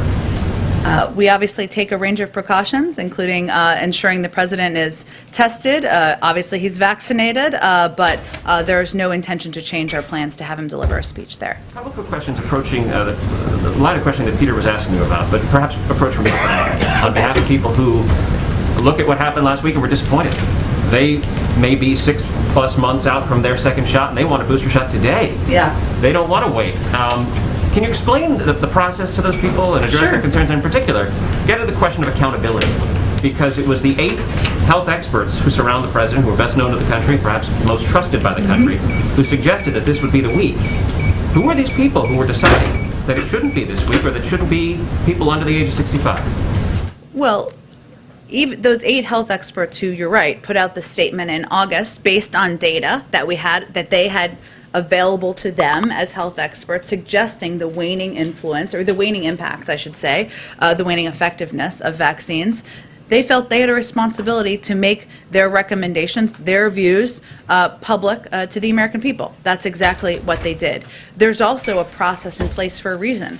And I would say, I think any of us would say, to anyone who's frustrated or who wants to have their booster shot now, that process is in place for a reason, so that you can trust what the final recommendation and the final outcome is. And it includes, obviously, last week there was the FDA had their own review and their own process, a formal meeting of the advisory committee. ACIP is meeting this week, but this is not the last meeting. I think that's important for people to understand, and Dr. Fauci referenced this yesterday. There will be additional data. There will be additional data from probably Moderna, from J&J, others in the coming weeks. There'll be more data for people who are younger than 65. They will look at all of that. This is an ongoing process. This is not a decision that there will never be boosters for others. This is the first step in a process, a positive one in our view, about protecting more people. But it is also important to keep the FDA as the gold standard and ensure that process proceeds so people can trust their recommendations. Go ahead. Thank you. So just to follow up on David's question, so it sounds like there isn't an offer in the works to the French to ameliorate some of the harm to the U.S.-French relation? No offer in the works to make up for some of that economic damage? The real focus of the meeting, or of the call, I should say, whenever it's finalized and scheduled, is about reaffirming our commitment, the President's commitment, the United States commitment to our partnership, and to working together on a range of issues, including the Indo-Pacific. Just to clarify, that means we're not offering the French anything? I'm not aware of a plan to offer anything. And then on that drone strike, do you know if there's any discussion for the administration or for the U.S. to pay some of the families of the victims of the drone strike? That is something that was referenced by General McKenzie, I should say, ex gratia payments, and they're exploring that option from the Department of Defense, but I'd really point you to them. And then one more thing on the announcement on international travel. Do you know if there's any discussion right now about how the U.S. will decide who is vaccinated, what counts as vaccinated? Will the Chinese vaccine count? Will the Russian vaccine count? AstraZeneca? That's a good question. On what exactly is That's a good question. vaccinated? Yes, this is all a part of the process. It's going to be implemented again in early November. In terms of how the proof of process will work, which is a very good question, that's part of what the implementation interagency discussions will focus on. So we'll have an answer before November? Yes, exactly. Hopefully sooner than that. Go ahead. Just a technical thing on the international travel policy. You talk about unvaccinated Americans. What about like green card holders, visa holders? Would they, people who under the current travel policy can get into the country, would they have to be vaccinated, or would they have to do the testing protocol like Americans? That's a really good question. I'll have to ask what the specification is there for them. And then on immigration and the parliamentarians' ruling, you've sort of gotten at this, but I'm just wondering about the president's level of commitment to this being in the reconciliation bill. Does it have to be in reconciliation? Is there a point at which it gets thrown overboard like the minimum wage did? And are there any concerns about losing certain senators, Democratic senators, who insist that this be in there? Well, as our comment last night made very clear, the president absolutely supports efforts by senators who've already come forward. Leader Schumer has, other senators, about introducing alternate proposals and seeing if they can work their way through the process. So that's where we stand right now. I think that reflects his commitment, but obviously we don't determine the outcome of the parliamentarian process. Jen, a follow-up question on Haiti. There are photographs and reports of border agents on horseback using what appear to be whips on Haitian migrants. Does the administration view that as appropriate? They're using lassos, you fucking ass! They're in Texas. Understandably They're so. cowboys. They're using lassos to catch people that are running away from them. Using whips. I can't imagine Shut what the context God would make that damn, I hate appropriate, the but media. I don't have additional details. God, certainly, so dumb. I don't have additional context, April. I don't think anyone seeing that footage Because it doesn't exist. or appropriate. Fucking CNN reporters. It said Saturday. Who is that asshole? Find out who he is. federal I want to agencies know. Will be partnering with the Haitian government to provide assistance. April, to the find out who that detainees. reporter Can is. you elaborate on what that assistance will entail exactly? You mean to the people who are returning? gonna dig to into Haiti? everything Yes, we've about been that in close guy. contact Fucking with lying the piece of government shit. about Excuse when my they language. return, what that looks like. Let Lying me get you some asshole. more additional details about what that looks like when they get on the ground. Go ahead, Yamiche. Thanks so much, Jen. I want to follow up on the question about Haitians and it's specifically these photos that are surfacing on Border Patrol agents seemingly using whips. I know you said that there's no context that it would be seen as inappropriate, so the question really is, why would this be happening under the Biden administration? Is this going to stop? What would I wonder sort of what are going to be the consequences if what we're seeing is what we're seeing? I mean, Yamiche, it's all good questions. We just saw this footage. It's horrible to watch. I just have to get more information on it. Again, April, I don't have more information on it. I've also seen the video. I can't imagine what the scenario is where that would be appropriate. I'm certainly not suggesting that, but we've just seen the footage earlier this morning. Also ask, I was talking to Haitian American advocates this weekend. They say that deporting people back to Haiti is like dropping people into a burning house. This idea that the country is just not in a place where it can handle this. Haitian officials have said, can you please have a pause on this? Is there any sort of discussion being made to make exemptions for some of these migrants? If so, who would those people be? Or are all of these people just going to end up dropped back in Haiti? Well, first I would say, I mean, we are constantly assessing circumstances on the ground. Obviously, the Secretary of State and the Secretary of Homeland Security are the ones who would assess circumstances like TPS status, which would be one that we granted and adjusted over the course of the last several months to account for circumstances on the ground in Haiti. Can't make any predictions of that, but I would just reiterate that obviously our objective here is to not just work to address the circumstances, which are very difficult in Del Rio, but also to continue to work with the officials in Haiti to improve the conditions, to provide assistance. We're doing all of these pieces at the same time. It is not just one at the same time, but I can't predict for you what an assessment would look like or what the outcome of that assessment would look like. On the photo, I know Whoop, my bad. you said that you're still assessing it, but just to add, if this is what we see, is it the president's stance or the White House's stance that whoever these border agents are using what seems to be whips on migrants, that they would be fired or at least never be able to do that again? Of course they should never be able to do it again. I don't know what the circumstances would be. It's obviously horrific, the footage. I don't have any more information on it, so let me venture to do that, and we'll see if there's more to convey. Karen, go ahead. I think, April, I absolutely understand your question. I think I've been very clear about how horrific the footage is. I don't have more What information. fucking footage? As a It's US not official, whips. I have It's a not even responsibility footage. to get It's a more photo. context and information. Go ahead. COVID. Does the White House have an expectation now on when kids younger than 12 will be able to get I don't know vaccinated? why cops even work in this administration at all. Thinking the end of October. What's the latest right now? I'm also and have self-interest, as do you, Karen. I understand. I think you saw Pfizer put out their data. Obviously, that's just a step. It has to go through the full approval process. So I can't make a prediction of that at this point. But certainly we're encouraged to see that, but it needs to move its way through the official government And process. on the international travel today, you talked about the policy process. What was the White House looking, or the administration looking to see in order to get to this point today to make the change? Was it the vaccination rates in Europe? And This is not a fucking whip, dude. That's a lasso, and they're trying to catch people that are running away from them. Something we've seen. God, dude, they're really so solid, robust stupid. effort in the U.S. on over the last year and a half. Yeah, so... Do you know how dangerous this was that talk this was is? an ongoing process, as you all Didn't we know, see what that we happened last discussed year? Pretty extensively here. Oh my God, CDC bro. is going to issue a contact tracing order that will require airlines to collect comprehensive contact information for every passenger coming to the United States and to provide that information promptly to the CDC upon request to follow up with travelers who have been exposed to COVID-19 variants or other pathogens. And these requirements will apply globally. That's a good example of where some of the considerations as we were making these policy decisions we had to account for and plan for and ensure that we could implement this policy in a way that was clear, that was equitable, that provided, that ensured that there was equal treatment I need to calm around down. the world of how people could come into the United States given COVID protocols. But that's an important question. We wanted to make sure we addressed a lot of those internally as well. Go ahead. Yeah, also on the international travel announcement, it did not include an opening of the land border north or south. Is the administration worried that any easing at the southern border would be contributing to the immigration problems, and was that a factor in that decision?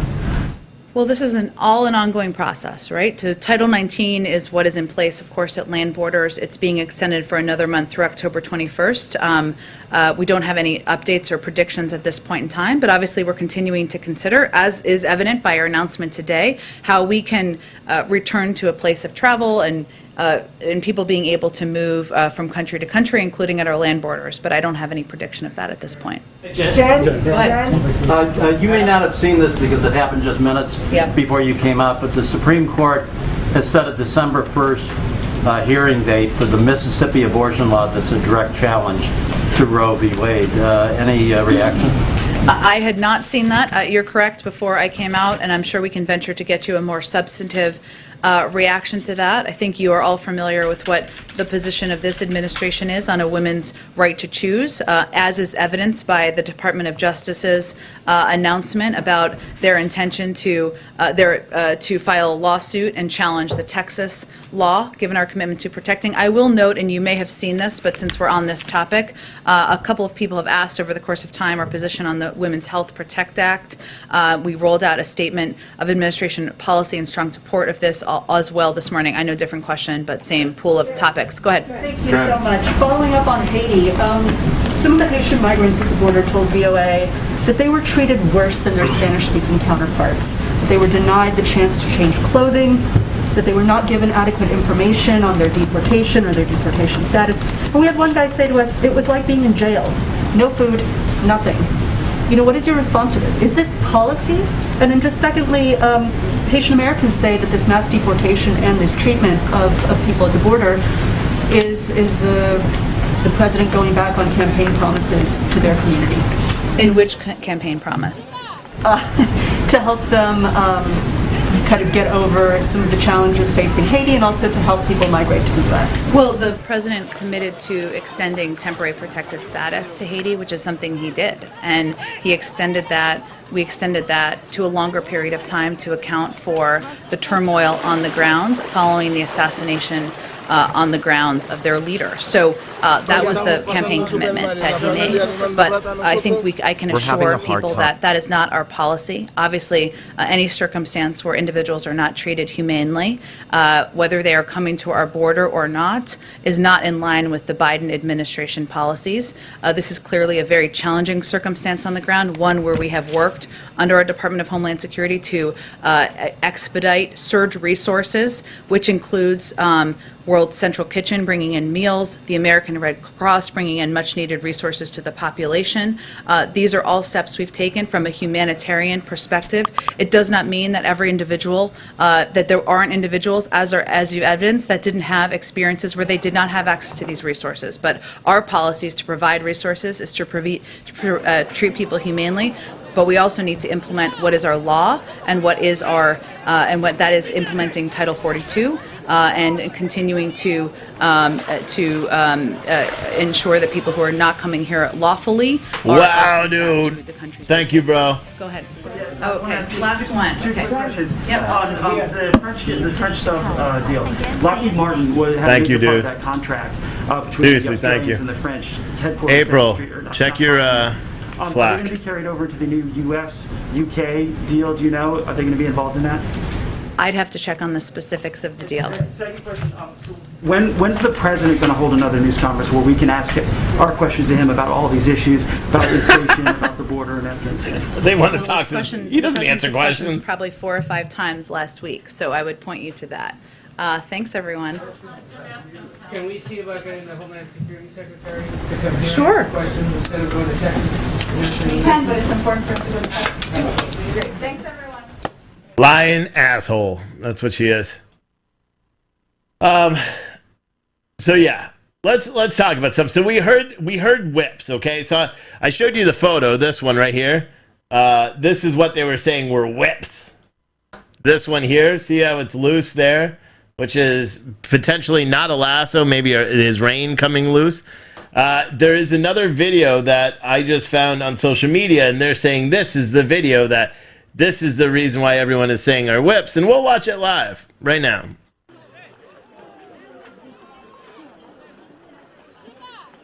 I'm zoomed in too much. Hold on, let me fix it.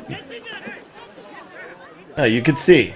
That's the rain. He's not whipping anything. I mean, it is strange. I don't know what the purpose of that is. I don't know anything about horses. Now, are these Texas Ranger or Border Patrol? See, those are reins. That's why he's swinging it around. This one was too. He's not whipping anybody. That's the rein. See? It's all the way down. There's another video. See, it doesn't look like... I don't know what the reason is for that, but...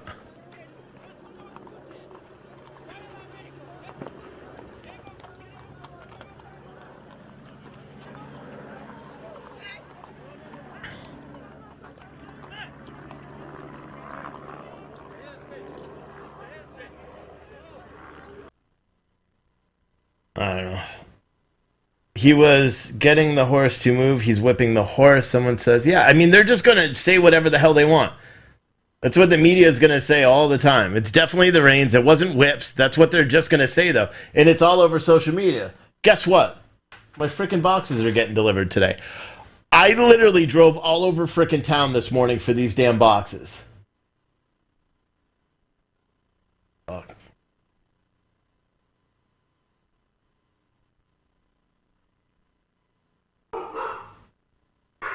Is that what he's delivering? Here are my dogs. Over the reconvening. Anyway, House is in session. Let's watch that for a minute. Much to be discussed. I'm going to mute my debated, mic. and I'll be back decided. in a second. Allow your Holy Spirit to brood over the tumultuous waters and bring order and purpose into this new day. Redeem the efforts and intent of all who endeavor to steward the responsibilities you have given them.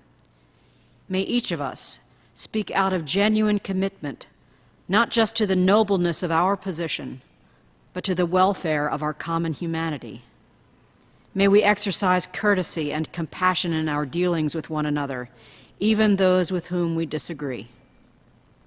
Sustain us when the days grow long and patience grows short, when we are jealous of our time and sparing of respect. May you, in your kindness to us, cause our love to increase and our mutual regard for each other to win out. Strengthen our hearts that when called to account, we will be found blameless and holy in your eyes. In all that we do this day, may we reflect your rich love, made all the richer by the privilege we have to demonstrate your grace and mercy to those around us.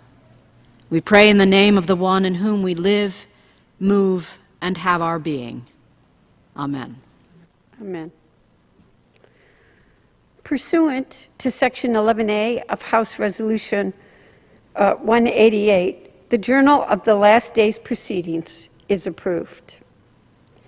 The Pledge of Allegiance will be led by the gentleman from Pennsylvania, Mr. Joyce. pledge allegiance to the flag of the United States of America and to the republic for which it stands, one nation, under God, indivisible, with liberty and justice for all. The chair will entertain up to 15 requests for 1-minute speeches on each side of the aisle.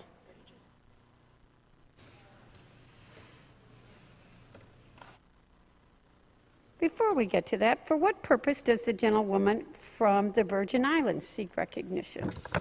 I ask unanimous consent to address the House for 1 minute and to revise and extend my remarks. Without objection, the gentlewoman is recognized for 1 minute. Thank you, Madam Speaker. September is Prostate Cancer Awareness Month. Prostate cancer has led male cancer incidents in 96 countries. It is the most common cause of death among men in 51 countries. The United States leads the world in reducing prostate cancer death. 1 in 8 U.S. men will be diagnosed with prostate cancer in their lifetime. African American men are over 75% more likely. Let's listen for a little bit because we haven't even seen the House. They've been on recess for a month. Let's listen. This is what priorities are. Important for our men to understand that there are usually no early signs, no warning signs for prostate cancer. For many years, the disease may be silent. That's why screening is such an important topic for all men and their families. Age is the biggest risk factor for prostate cancer. Rates of diagnoses steadily rise as men age into their 50s, 60s, and 70s. I have family members and close male friends who have suffered from prostate cancer but underwent surgery and survived. Asking for early screening, and please be aware of this month as we go through prostate cancer awareness. I yield back and thank you for the time. For what purpose does the gentleman from Pennsylvania seek recognition? Madam Speaker, I wish to address the House for 1 minute. Without objection, you're recognized for 1 minute. Madam Speaker, I rise today to recognize Major General Christopher Donahue, the commander of the 82nd Airborne Division and the last American soldier to leave Afghanistan. A native of Chambersburg, Pennsylvania, and as an officer in our nation's special forces, General Donahue has devoted his life to the service of our nation. During the global war on terror, General Donahue has led soldiers in both Iraq and Afghanistan. He has always put his soldiers and their mission first. As the final soldier in Afghanistan, General Donahue showed his devotion to our nation yet again. This man is a leader, and our nation is well served with him commanding our airborne division. I am grateful for General Donahue and for all the brave soldiers, sailors, airmen, and Marines who have served in Afghanistan. Their service has made our nation more secure. No political decision can take away what their service has meant. Thank you, Madam Speaker, and I yield. The gentleman yields back.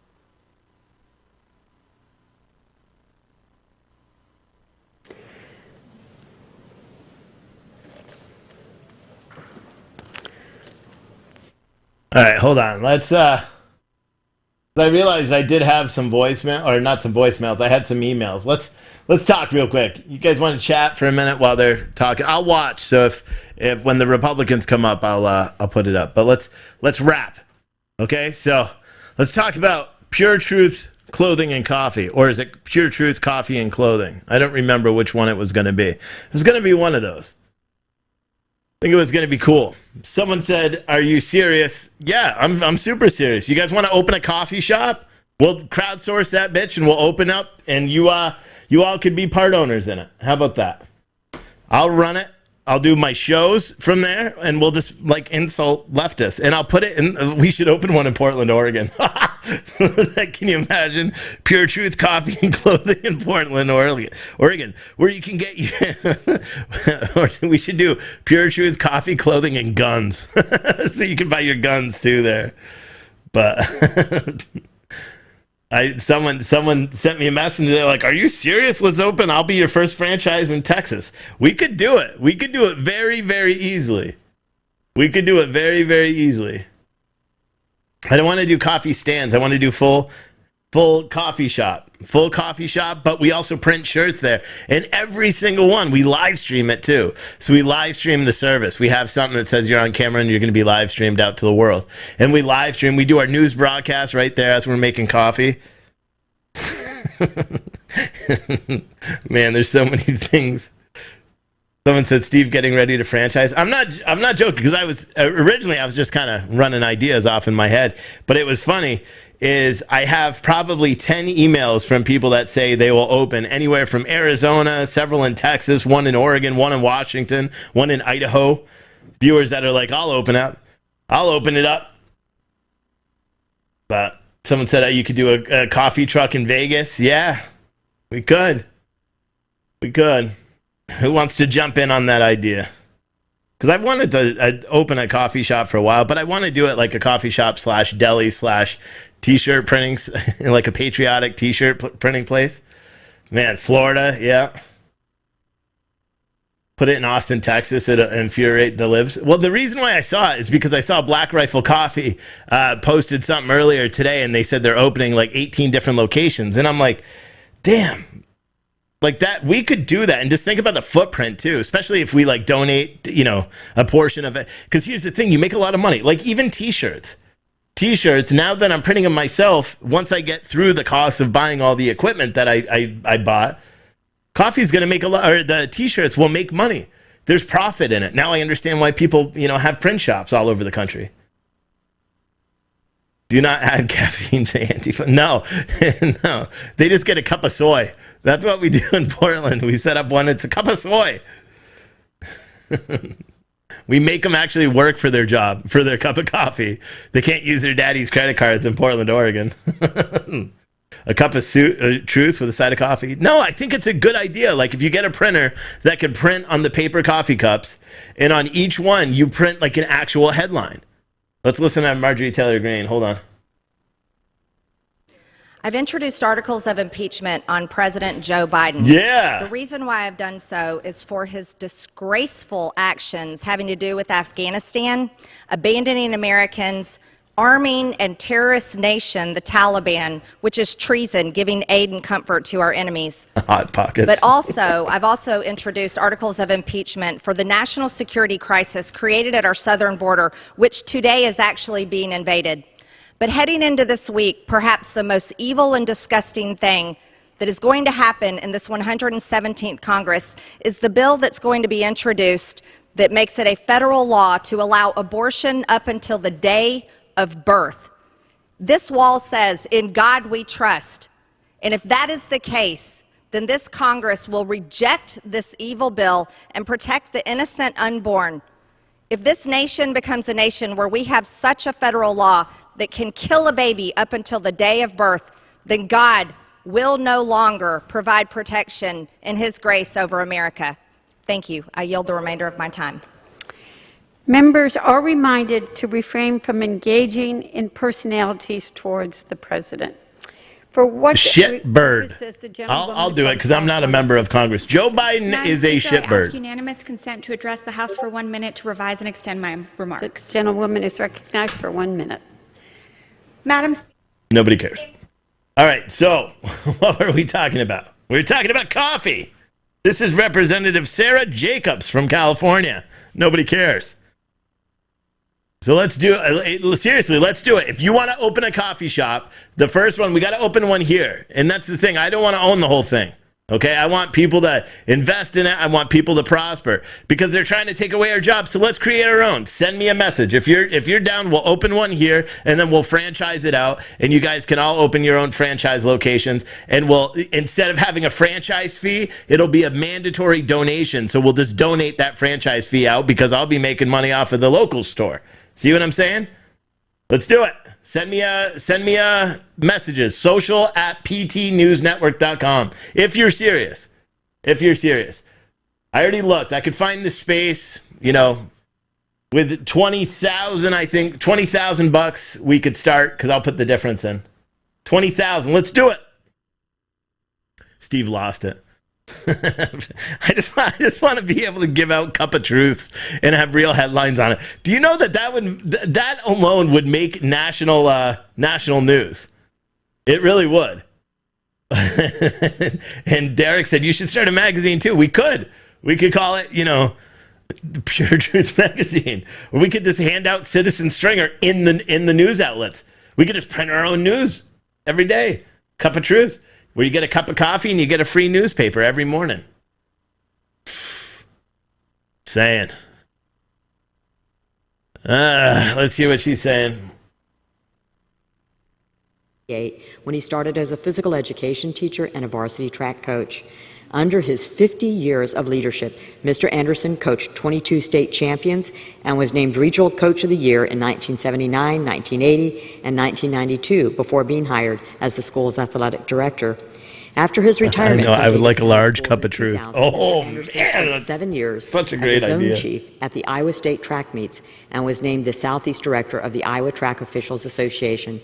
Thank you, Dennis, for your longtime service to the Davis County community and for making Iowa a better place through being a mentor and role model to countless young men and women. Thank you, Madam Speaker. I yield back the balance of my time. The gentlewoman yields back.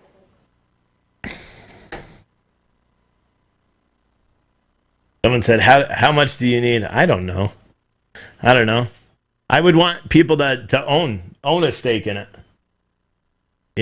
So I don't know. I think if people, one person, because I think in all reality, I think with 20 grand I could do it. I could get the space. I could find all the equipment and all that stuff. 20 grand, I put up the other 20. That's 40 grand to get into a space. So, yeah, I don't know. If we crowdsourced it, what would that be? If you take 20 grand, say you brought 40 people in, each with $500, there's your 20 grand. And then you have 40 people that all own a piece of this. But the deal is that, like, the goal for you to make money, you would have to open your own franchise location. Because the franchise fee in the long run, that we would just donate that. It would go to a nonprofit foundation that we just donate out. Man, we could do that. We could do it. If we did because that would be 40 people at $500 or 20 people at $1,000, something like that, or just one person. Who knows? Someone said the most expensive part is the espresso machine. That's also like $8 grand. We're not serving espresso. Are you kidding me? They say, we would like an espresso. And I say, get out. That's it. No. I mean, yeah, but I wouldn't buy any of that. For an initial coffee shop, I'd buy all used stuff. Because it's still, especially if I'm putting 20 grand of my own money in it, I would definitely do, used equipment. I just saw a whole cafe that is for sale right now. Every single thing inside the cafe, $5,000. They just recessed for the day. Did they? They did. They just recessed for the day. These lazy ass $185,000 a year. They just recessed till 4:30. So it wasn't for the day. So lazy. Prices can't be No. And I guess we would need an espresso machine, right? Because I like the Grande Mocha from Starbucks, but I get 3 shots in it as well. That's not an espresso machine, is it? I don't know what it is. But I like that. But that when I get it from Starbucks, it's like fucking $9. No, a cup of coffee shouldn't cost $9. Shouldn't cost $9. Mason County, dude, we could literally do it all over the place. We could franchise out so damn quick. Once we have a first store built in concept, we could franchise out like crazy. Let's do it. Wait until you make unbreakable glass. You saw what they did to that one Starbucks so many times. I don't care. They're not going to touch our store. Oh, that's the thing. We'll be open 24/7 and we'll be armed through the teeth. We'll have a big sign that says Antifa not welcome.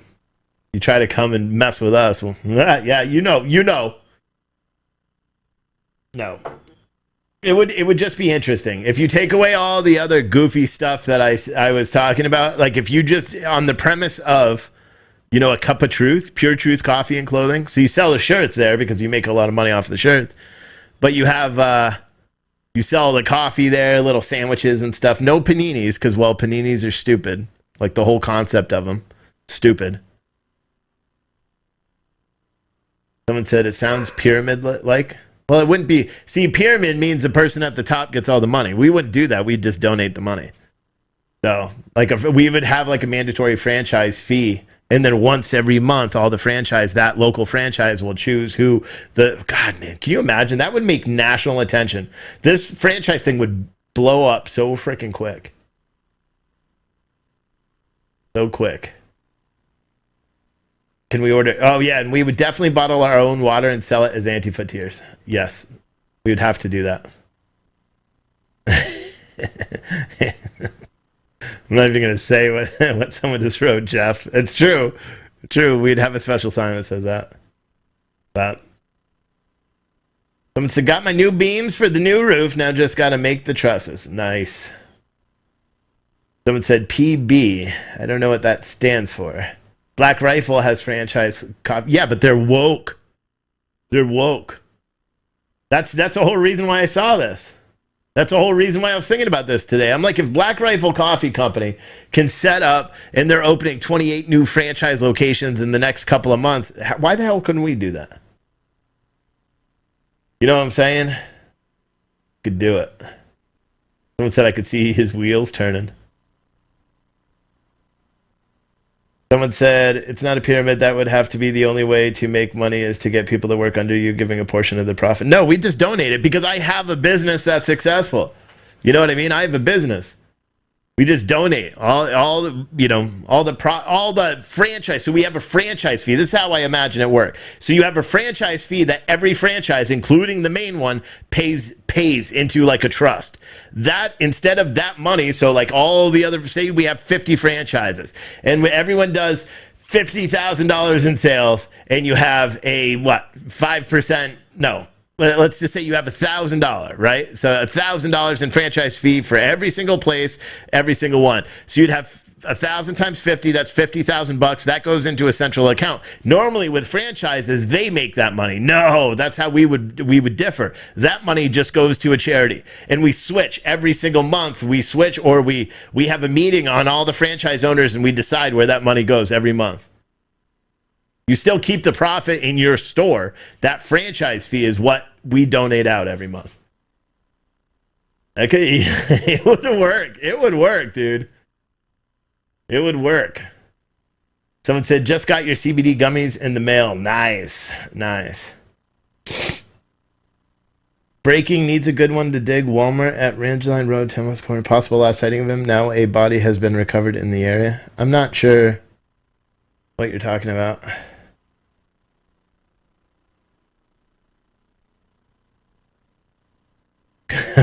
We could do it. Could I get? We call a tall. We have so we have cool names like that. You know, a Cup of Truth is like just regular coffee. Black, just a different kind of coffee. We call it a Cup of Justice. So many things. So the franchise owner makes no money. No, the franchise owner. No, the franchise like So no one knows how a franchise works? So a franchise works. This is how a franchise works. You get sales. You pay a portion of those sales to a franchise location. So like a Subway restaurant. So if you have a Subway restaurant, you keep the profits of your company, and then you have a franchise fee for being part of Doctors Inc., which is the company that owns Subway. You pay that little franchise fee to them. That's why they're letting you use their branding and all that stuff. Does that make sense? You still make the profit off of what your store does. You just it's just like having the electricity on, except it's based on your sales. So if you pay 1% of your sales every month, that's your franchise fee. And if you have a 30% profit markup, you're still keeping 29% of the profit. Does that make sense? I think it should. No, I would call it Pure Truth Coffee, because that's if the whole premise people would come in to buy their morning coffee and you would give them a cup. Dude, like that's such a brilliant idea. There's got to be a way to do it where you give them a cup and it's got like a news story right on the damn cup of coffee. Bro, like it would be amazing. Someone said, I'd be happy to be an investor, but too old to work. Send me a message. Yeah, that's what it would. You pay for use of the name and logo. Franchise is a corporation. Each owner owns their own business, but they get the advertisement from the corporation, and they get all the perks of the corporation, thus lowering the... Yep. So you get all the buying power. So like if we're buying coffee as the main location, you get our discounts. We ship them all out. Like it's like all the shirts. Like for example, if I had 50 stores that were all printing shirts, or even if I print them all there and then we send them out to the stores, if I had all these companies that or everyone doing that, we're buying more in bulk. Therefore, the prices get cheaper. It's working. Bill Sawyer said we own 5 franchises. Be careful not to make your market very small with a certain brand or names of product. Yeah. Derek said, "Are you covering our section results tonight?" I'm not. Someone said print on the sleeve. Yeah, you could do that too.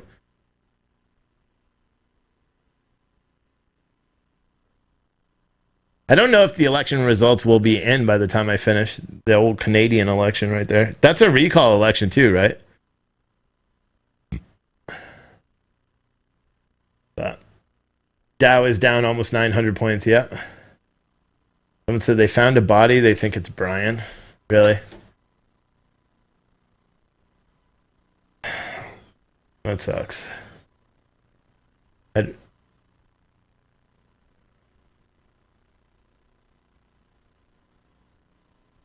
Where did they find the body?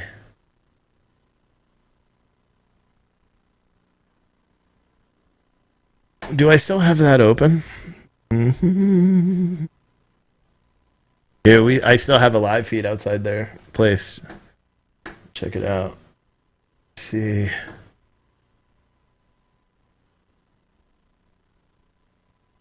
Not hearing anything though. Is it muted? Yeah.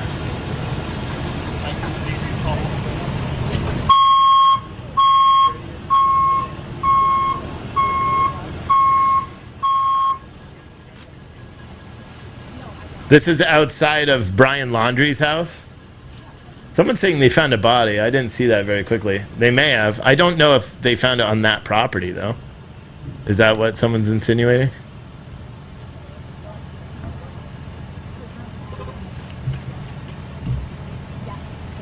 And why didn't he come the other way? You could have easily backed in there. Now he's going to make all the press move? Why do you just learn how to drive your truck, bruh? Get yourself a cup of Pure Truth coffee. Learn how to drive.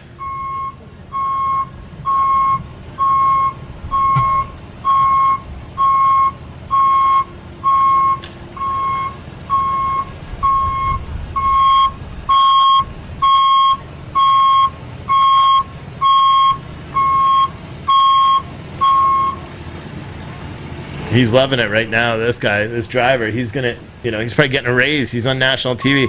So I bet they're grabbing that Mustang. I bet that's what they're doing. You won't believe how many emails I got about this coffee thing. This is probably the best idea I've ever had in my life. So, what are they towing? Are they gonna tow? They're gonna tow the red truck, or are they towing the Mustang?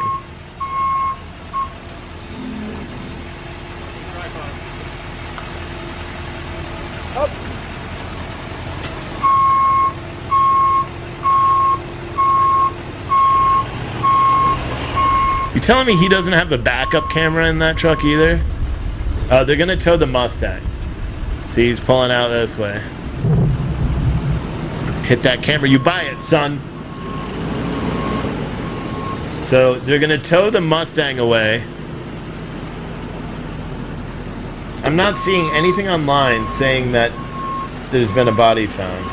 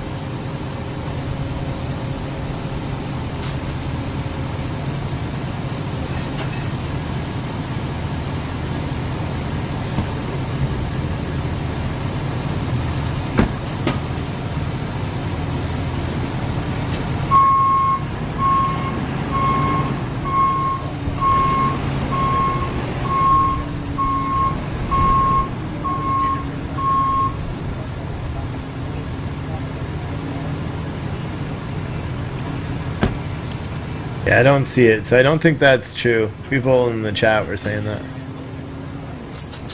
How much does it cost to open a franchise in a different state? Well, I don't know. The first thing we would do is open one here. So that's what people would be doing, is essentially crowdfunding the one here. And the franchise would, I mean, you would have to get the first one built and then figure out how, like, the style, because they would all have to look the same, you know? So it has that same uniform approach. But you could put, like, the local shtick in there, but you'd want it to, yeah. I don't know. We'll talk about that later. Yeah, this guy can't drive the truck at all. He's probably the owner and not used to actually working, but he knew all the camera crews were there, so he's like, guess what? I'm going to go out there and look like I'm actually doing something so I can get paid, or so I can, you know, look. You know what I mean? It's not being covered by any, yeah, I know. The parents, I don't know if have left. Bill Sawyer said, I've covered stories like this 100 times. The cowards are usually found lying in the woods somewhere. Yeah, probably. Probably. I mean, the FBI is gone. So the FBI this morning came in. I saw the video of the FBI rolling up to this place, and they rolled up pretty heavy. They rolled up pretty heavy.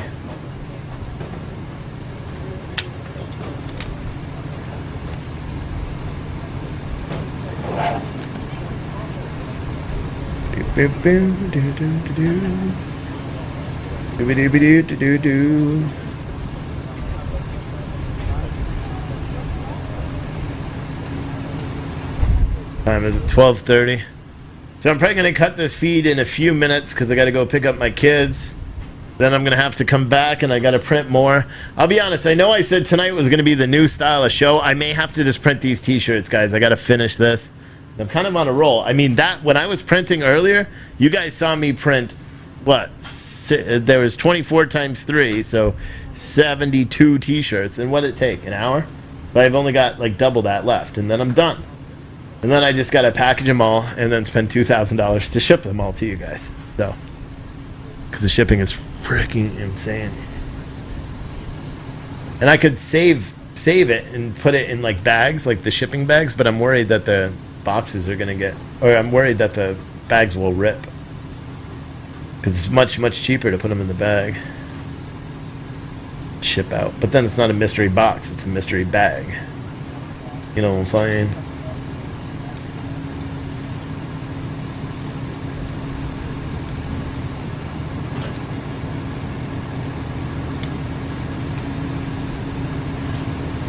FBI is not there anymore. Someone said possible body of Brian located. Yeah, again, you keep saying that, but nobody's reporting that. Not a single news outlet that we could find is reporting that yet. Not to say it's not true, but not seeing it. I'm not seeing it anywhere. Not on Twitter, never, nowhere. I hope they don't find his body. I hope they find him alive. So he could face justice for what actually happened. That's what I hope. I don't want him to have taken the coward's way out.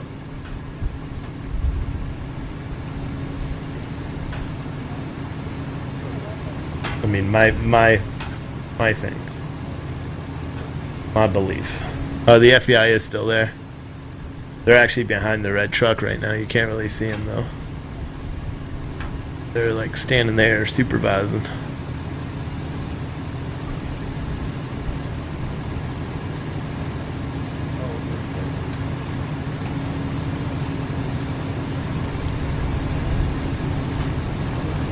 The multiple victims at that Heritage High School shooting. What social media is saying. Not seeing anything other than that. Someone said, I told you it's on my NBC 15. Brian has aired a whole list of laundry.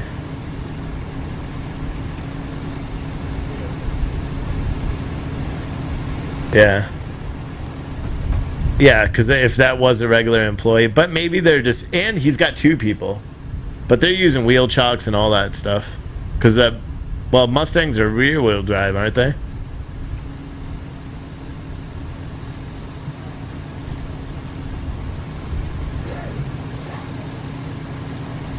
WK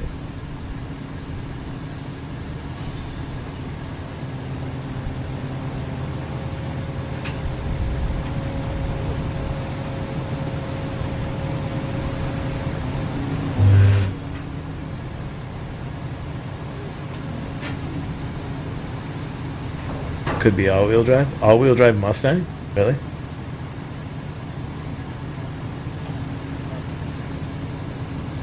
No, doesn't Florida have well, you would have to charge them wherever that was, right? Wyoming? Does Wyoming still have capital punishment?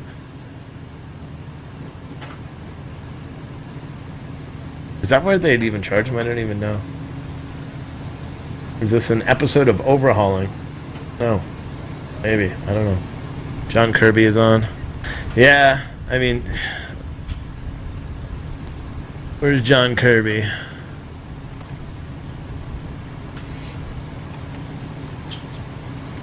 What is it? Secretary of Defense?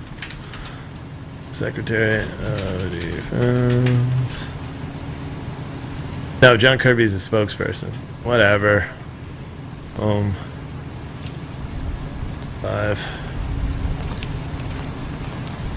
I don't know. I don't see it live. Normally it will show here because I watch it. It's not showing here though. It's probably not live. And who cares? I mean, we're not actually gonna learn anything, you know?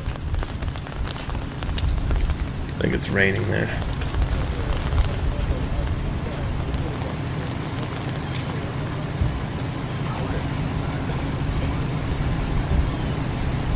So they're saying NBC 15 is on the scene of a large active police presence near the Walmart in Tillman's Corner. Homicide detectives are on scene and the investigation seems to be... Hold on. There's a body found in a dumpster and the black backpack found nearby. So tell me how he got from Florida... How we got from where? Northport. How would he get from Florida all the way to Mobile, Alabama without a vehicle? I mean, bodies are being found across America. I don't know why why anyone is trying to connect this to this right now. There's nothing in that article that says it has anything to do with this case whatsoever. I don't know why people are doing that.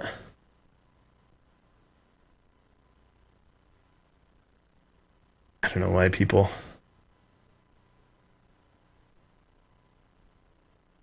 But yeah, if he did get up there, he's dead. Someone killed him. But someone said he hopped a train, bro. Yeah, right. News hasn't reported a body was found. No, but everyone keeps saying, well, a body was found at a Walmart in Alabama, which is not where he is. But it's not even close to where he was seen last. But that's what everyone is saying, like it's... connected somehow. See if you can find out the information for a location in VA for shop. I want to start getting funds together to invest. Huh? Because it was reported that he was seen there. I mean, I've been following this news the whole time, and I've never heard about that. I've never heard that he was there. I've never heard any of that stuff. So I'm not quite sure where that information is coming from. Not saying it's not true. I'm just saying I didn't hear of it. And in Virginia, the first place where I'd probably set up a coffee shop would be in Loudoun County, probably. Because that would be like, it would still be a commute, but it would be close. And then Fredericksburg. Fredericksburg would probably be a really good spot for it, too.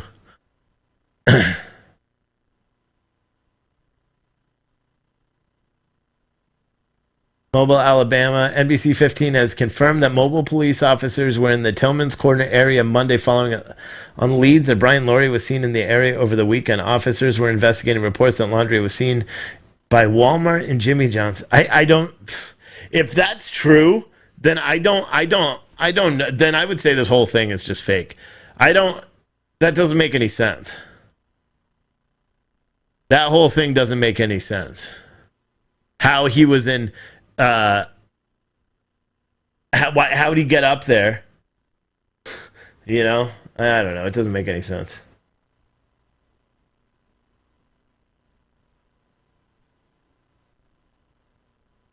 Report is Brian may have hurt himself on WFLN.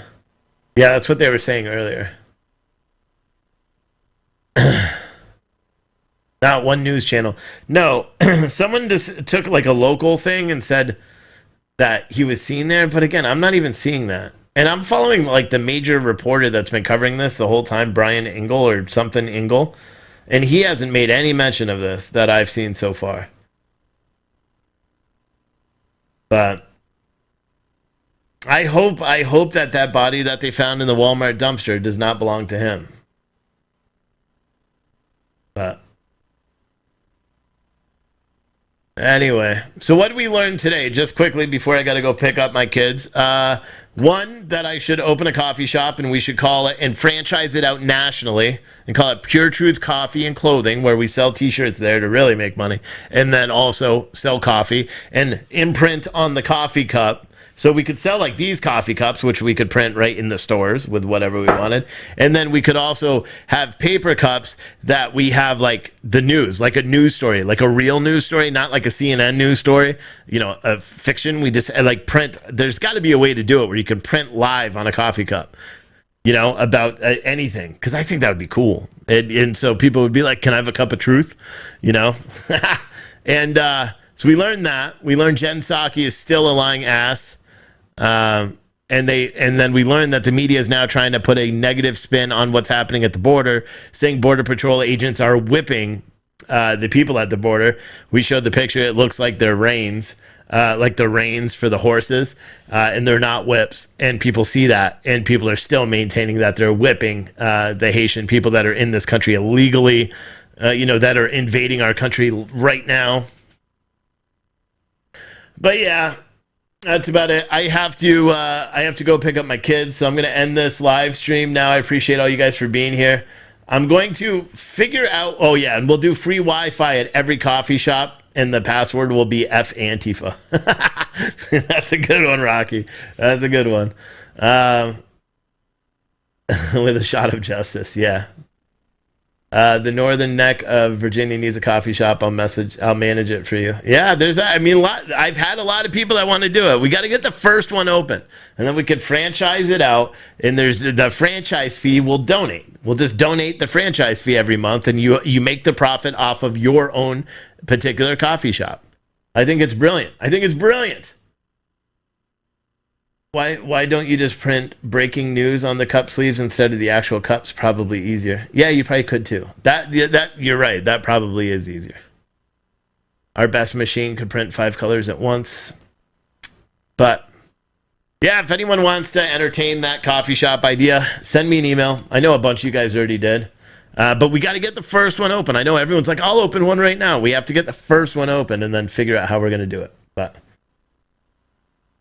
you could get the local government to put the coffee shops in the COVID camps. You wouldn't be able to, because we would tell the truth about what's going on, and they wouldn't do it. Never do that.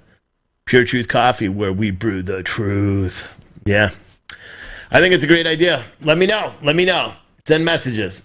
I think if we have 20 people that do 500, or no, well, yeah, 40 people that do 500, or 20 people that do 1,000, or one person that does 20,000, I'll put up the other 20,000. We'll open the first store here, and then we'll franchise. And you may say, why are people putting it up? That would be your franchise buy-in, because you're building the concept. And then you just got to make yourself, like, here's the truth. If we really did this, you would just have to make yourself available, because I wouldn't be making any decisions by myself on like color schemes and stuff like that. That's a franchise, because they would all have to look the same. And everyone would have to say my attitude, and you're not allowed to serve paninis.